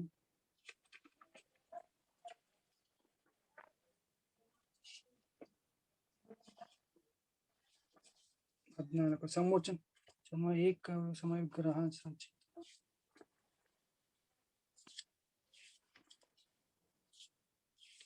ನೋಡಿ ಇಲ್ಲಿ ಬರುತ್ತೆ ನೋಡಿ. ಏನ್ ಗೊತ್ತಾ? ದೇವ್ ನಾರಕಾಣಂ ಉಪಪಾದ ಅಂದ್ರೆ ಆ 34ನೇ ಸೂತ್ರದಲ್ಲಿ ಇದೆ ನೋಡಿ. ದೇವ್ ನಾರಕಾಣಂ ಉಪಪಾದ ಅಂದ್ರೆ ದೇವತೆಗಳು ಮತ್ತು ನಾರಕಿಗಳಿಗೆ ಉಪಪಾದ ಜನ್ಮ ಇದೆ. ಶೇಷಾಣಂ ಸಮೂರ್ಛನಂ ಅಂತ ಕೊಟ್ಟಿದ್ದಾರೆ. ಶೇಷಾಣಂ ಸಮೂರ್ಛನಂ ಅಂದ್ರೆ ಶೇಷ ಜೀವಿಗಳು ಅಂದ್ರೆ ಯಾವುದು? ಏಕೇಂದ್ರಿಯ, ದ್ವಿಇಂದ್ರಿಯ, ತ್ರಿಇಂದ್ರಿಯ, ಚತುರಿಂದ್ರಿಯ ಹಾಗೂ ಕೆಲವೊಂದು ಪಂಚೇಂದ್ರಿಯಗಳು ಅಂದ್ರೆ ಸಮೂರ್ಛನ ಜನ್ಮ ಆಗುವಂತ ಪಂಚೇಂದ್ರಿಯ ಜೀವಿಗಳು. ಇವುಗಳು ಏನಿದೆ, ಇವುಗಳಲ್ಲಿ ಈ ಒಂದು ಜೀವಿಗಳು ಸಮೂರ್ಛನ ಜನ್ಮವೇ ಆಗಿರುತ್ತವೆ ಅಂತ ಕೊಟ್ಟಿದ್ದಾರೆ. ಏಕೇಂದ್ರಿಯ, ದ್ವಿಇಂದ್ರಿಯ, ತ್ರಿಇಂದ್ರಿಯ, ಚತುರೇಂದ್ರಿಯ ಮತ್ತು ಕೆಲವೊಂದು ಪಂಚೇಂದ್ರಿಯಗಳು ಏನು ಸಮೂರ್ಛನ ಜನ್ಮವೇ ಆಗಿದೆ. ಪಂಚೇಂದ್ರಿಯದಲ್ಲಿ ಯಾವುದು? ಪಂಚೇಂದ್ರಿಯ ತಿರಂಚ. ಸುಗುಣಕ್ ಅವ್ರೆ ಕೇಳ್ತಾ ಇದೆ. 35ನೇ ಸೂತ್ರದಲ್ಲಿ ಕ್ಲಿಯರ್ ಆಗಿ ಕೊಟ್ಟಿದ್ದಾರೆ ನೋಡಿ. ಈಗ ನಾವು ಮನುಷ್ಯನ ಉಲ್ಲೇಖ ಇಲ್ಲ ಅಲ್ಲ ಇಲ್ಲಿ ಅಂತ ನಾವು ಹುಡುಕ್ತಾ ಇದ್ವಲ್ಲ, ತತ್ವಾರ್ ಸೂತ್ರದಲ್ಲಿ ಕ್ಲಿಯರ್ ಆಗಿದೆ. ಏನು? ಶೇಷಾಣಂ ಸಮೂರ್ಛನಂ ಅಂತ ಏನ್ ಕೊಟ್ಟಿದ್ದಾರಲ್ಲ ಅದರಲ್ಲಿ ಹೇಳ್ತಾರೆ ಏಕೇಂದ್ರಿಯ, ದ್ವಿಇಂದ್ರಿಯ, ತ್ರಿಇಂದ್ರಿಯ, ಚತುರೇಂದ್ರಿಯ ಹಾಗೂ ಪಂಚೇಂದ್ರಿಯ ತಿರಂಚ. ಕೆಲವೊಂದು ಪಂಚೇಂದ್ರಿಯ ತಿರಂಚ ಅಂತ ಕೊಟ್ಟಿದ್ದಾರೆ, ಮನುಷ್ಯ ಅಂತ ಕೊಟ್ಟಿಲ್ಲ. ಇವುಗಳು ಏನು ಸಮೂರ್ಛನ ಜನ್ಮವೂ ಇದೆ ಮತ್ತು ಲಬ್ಧಿ ಅಪರ್ಯಾಪ್ತಕ ಮನುಷ್ಯ ಓಕೆ ಲಬ್ಧಿ ಅಪರ್ಯಾಪ್ತಕ ಮನುಷ್ಯ ಪಂಚೇಂದ್ರಿಯ ತಿರಂಚ ಸಮೂರ್ಛನ. ಓಕೆ ಇಲ್ಲಿ ಸಮೂರ್ಛನ ಜನ್ಮ ಸುಗುಣಕ ಇಲ್ಲಿ ಏನ್ ಹೇಳ್ತಿದಾರೆ ಅಂದ್ರೆ ಇವರಿಷ್ಟು ಜನ ಸಮೂರ್ಛನ ಜನ್ಮದವ್ರು ಏನಿದಾರಲ್ವಾ ಅವರಷ್ಟು ಸಮೂರ್ಛನ ಜನ್ಮದವರು ಆಗಿರ್ತಾರೆ ಅಂತ ಕೊಟ್ಟಿದ್ದಾರೆ. ಅಂದ್ರೆ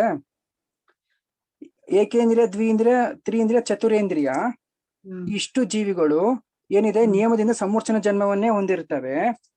ಅದರ ಒಟ್ಟಿಗೆ ಕೆಲವೊಂದು ಪಂಚೇಂದ್ರಿಯ ತಿರಂಚ ಜೀವಿಗಳೇನಿದೆಯಲ್ಲ ಹಾಗೂ ಯಾವ ಒಂದು ಅಪರ್ಯಾಪ್ತಕ ಮನುಷ್ಯ ಇರ್ತಾನಲ್ವಾ ಅವನು ಸಮೂರ್ಛನ ಜನ್ಮವನ್ನೇ ಹೊಂದಿರ್ತಾನೆ ಅಂತ ಕೊಟ್ಟಿದ್ದಾರೆ. ಕ್ಲಿಯರ್ ಆಯ್ತಾ?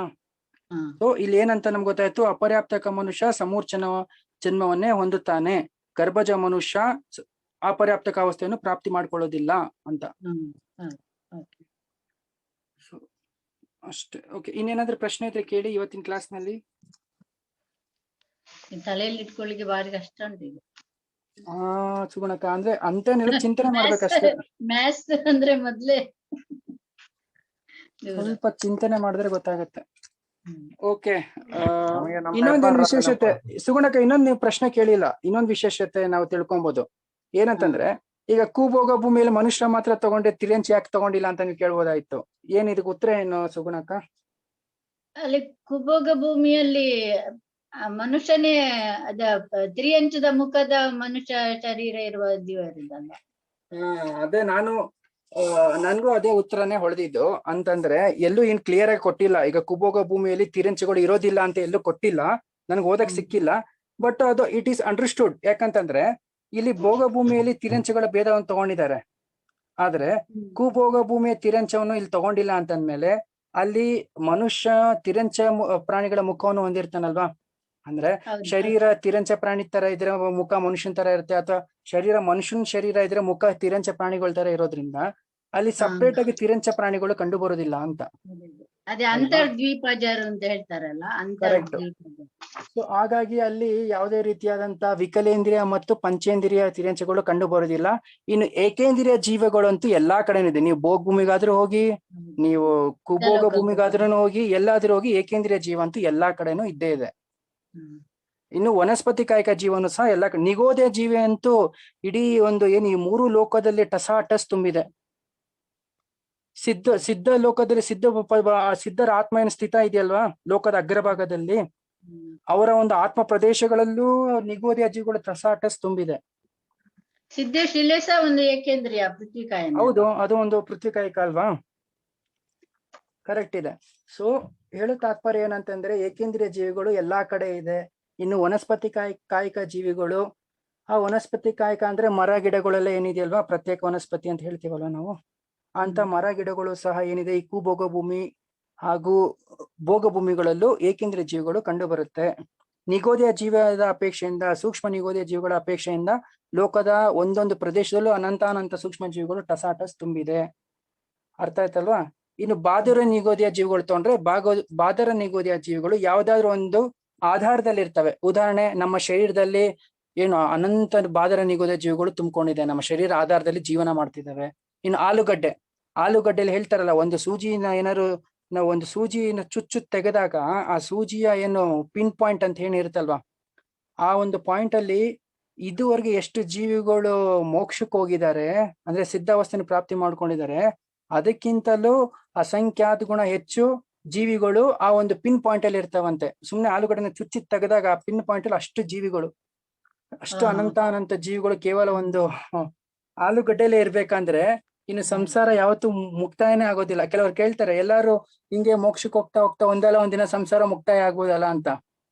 ಸೊ ಈಗ ಇದುವರೆಗೆ ಎಷ್ಟು ಜನ ಜೀವಿಗಳು ಮೋಕ್ಷಕ್ಕೆ ಹೋಗಿದ್ದಾರೆ, ಅದಕ್ಕಿಂತಲೂ ಅಸಂಖ್ಯಾತ ಗುಣ ಕೇವಲ ಒಂದು ಪಿನ್ ಪಾಯಿಂಟ್, ಒಂದು ಆಲೂಗಡ್ಡೆಗೆ ಒಂದು ಸೂಜಿ ಚುಚ್ಬಿಟ್ಟು ತೆಗೀರಿ, ಆ ಪಿನ್ ತುದಿಲಿ ಎಷ್ಟು ಜೀವಿಗಳಿದೆ, ಇದುವರೆಗೆ ಎಷ್ಟು ಅನಂತ ಸಿದ್ಧ ಜೀವಿಗಳು ಹೋಗಿದ್ದಾರೆ, ಅದಕ್ಕಿಂತಲೂ ಅಸಂಖ್ಯಾತ ಗುಣ ಜೀವಿಗಳು ಅದ್ರಲ್ಲಿ ಇರುತ್ತೆ. ಇನ್ನು ಎಷ್ಟು ಜೀವಿಗಳು ಇರ್ಬೋದು, ಎಷ್ಟು ಆಲೂಗಡ್ಡೆಗಳಿದೆ ಆಲೂಗಡ್ಡೆ ಅಂತಲ್ಲ, ಎಲ್ಲ ಕಂದಮೂಲದಲ್ಲೂ ಸೇಮ್ ಅಲ್ವಾ? ಜಸ್ಟ್ ಒಂದು ಎಕ್ಸಾಂಪಲ್ ಅಂದ್ರೆ ಎಷ್ಟು ಜೀವಿಗಳು ಇರ್ಬೋದು ಅಂತ ಲೆಕ್ಕನೇ ಇಲ್ಲ. ಅದಕ್ಕೆ ಯಾವತ್ತೂ ಸಂಸಾರ ಮುಕ್ತಾಯ ಆಗೋದಿಲ್ಲ, ಸಂಸಾರ ನಿರಂತರ ನಡೀತಾನೆ ಇರುತ್ತೆ. ಅನಾದಿ ಕಾಲದಿಂದಲೂ ಇದೆ, ಅನಂತ ಕಾಲದವರೆಗೂ ಇರುತ್ತೆ. ಯಾವತ್ತು ಜೀವಿಗಳು ಮೋಕ್ಷಕ್ಕೆ ಹೋಗ್ತದೆ ಒಂದಲ್ಲ ಒಂದಿನ ಸಂಸಾರ ಖಾಲಿ ಆಗತ್ತೆ ಅನ್ನೋದು ತಪ್ಪು, ಎಂದೂ ಖಾಲಿ ಆಗೋದಿಲ್ಲ.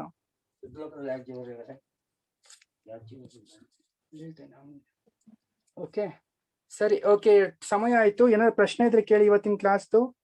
ಇಲ್ಲ ಅಂತಂದ್ರೆ ನಾವು ಜಿನ್ವಾಣಿ ಸ್ತುತಿನ ಪ್ರಾರಂಭ ಮಾಡೋಣ. ಏನಾದ್ರೂ ಪ್ರಶ್ನೆ ಇದ್ರೆ ಬೇಗ ಕೇಳಿಮ್ಮ, ಸಮಯ ಆಗಿದೆ. ಓಕೆ, ಜಿನ್ವಾಣಿ ಸ್ತುತಿ ಪ್ರಾರಂಭ ಮಾಡಿ. ಯಾರು ಭಾರತಿ ಹೇಳ್ತೀರಾ? ಭಾರತಿ ಗೋಗಿವ್ರೆ. ಓಕೆ, ಒಂದ್ ನಿಮಿಷ ಚೇಲ್ನಾ ಮೇಡಮ್ ಹೇಳ್ತಾರಂತೆ. ಭಾರತಿ ಅಕ್ಕ ನಾಳೆ ಹೇಳಿ. ಚೇಲ್ನಾ ಮೇಡಮ್ ಅವರೇ ಹೇಳಿ. ಹೇಗಿದ್ರೆ ಮಾತೆ ಶ್ರೀ ಜಿನವಾಣಿ ಶಾರದೆ ನಮ್ಮ ರಕ್ಷೆಯ ಮಾಡಲಿ. ಜ್ಞಾನ ಭೋಜನ ನೀಡಿ ನಮಗೆ ಆತ್ಮ ಶಾಂತಿಯ ಮಾಡಲಿ. ಪ್ರಥಮಾನುಯೋಗವು ಪ್ರಥಮವಾಗಿ ತಾಯಿಯಂತೆ ಮಗುವಿಗೆ ಪುಣ್ಯ ಪುರುಷರ ಎಲ್ಲ ಪರಿಚಯ ಮಾಡಿ ನಮ್ಮಯ ಬೋಧೆಗೆ. ಮಾತೆ ಶ್ರೀ ಜಿನವಾಣಿ ಶಾರದೆ ನಮ್ಮ ರಕ್ಷೆಯ ಮಾಡಲಿ. ಕರ್ಣಾನುಯೋಗವು ಶ್ರೇಷ್ಠ ಕನ್ನಡಿ ಸರ್ವಲೋಕವ ನೋಡಲು. ನರಕ ಪಶು ನರ ಸ್ವರ್ಗ ಮೋಕ್ಷದ ತಾನ ಪರಿಚಯ ಮಾಡಲು.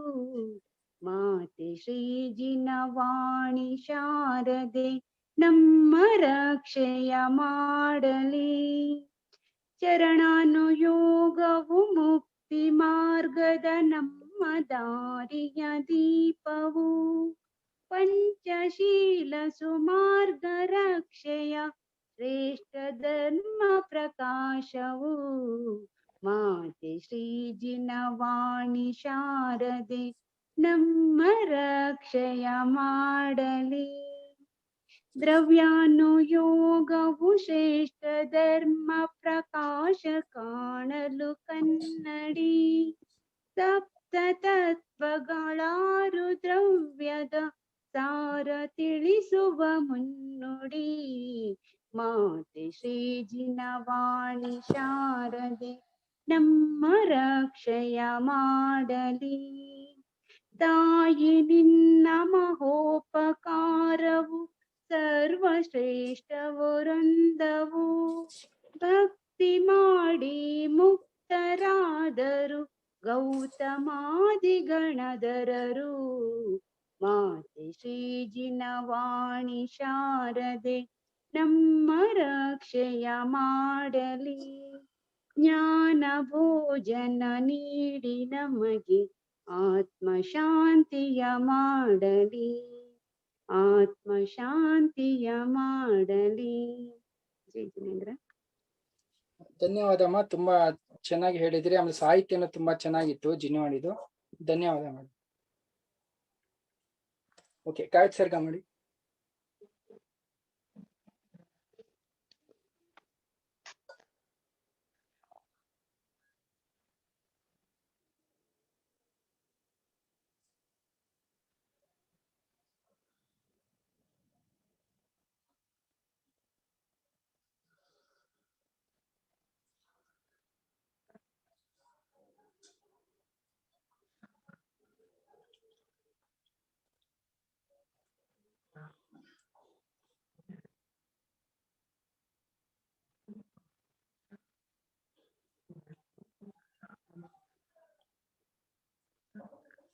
ओके, जय बोलो 24वें तीर्थंकर पंच परमेष्ठी भगवान की जय.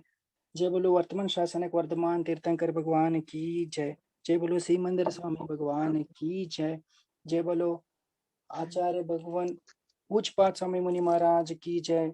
जय बोलो आचार्य श्री विशुद्ध सागर जी महाराज की जय. जय बोलो मुनि श्री क्षमा सागर जी मुनि महाराज की जय. जय बोलो मुनि श्री प्रणय सागर जी महाराज की जय. ಎಲ್ಲರಿಗೂ ಜೈ ಜಿನೇಂದ್ರ.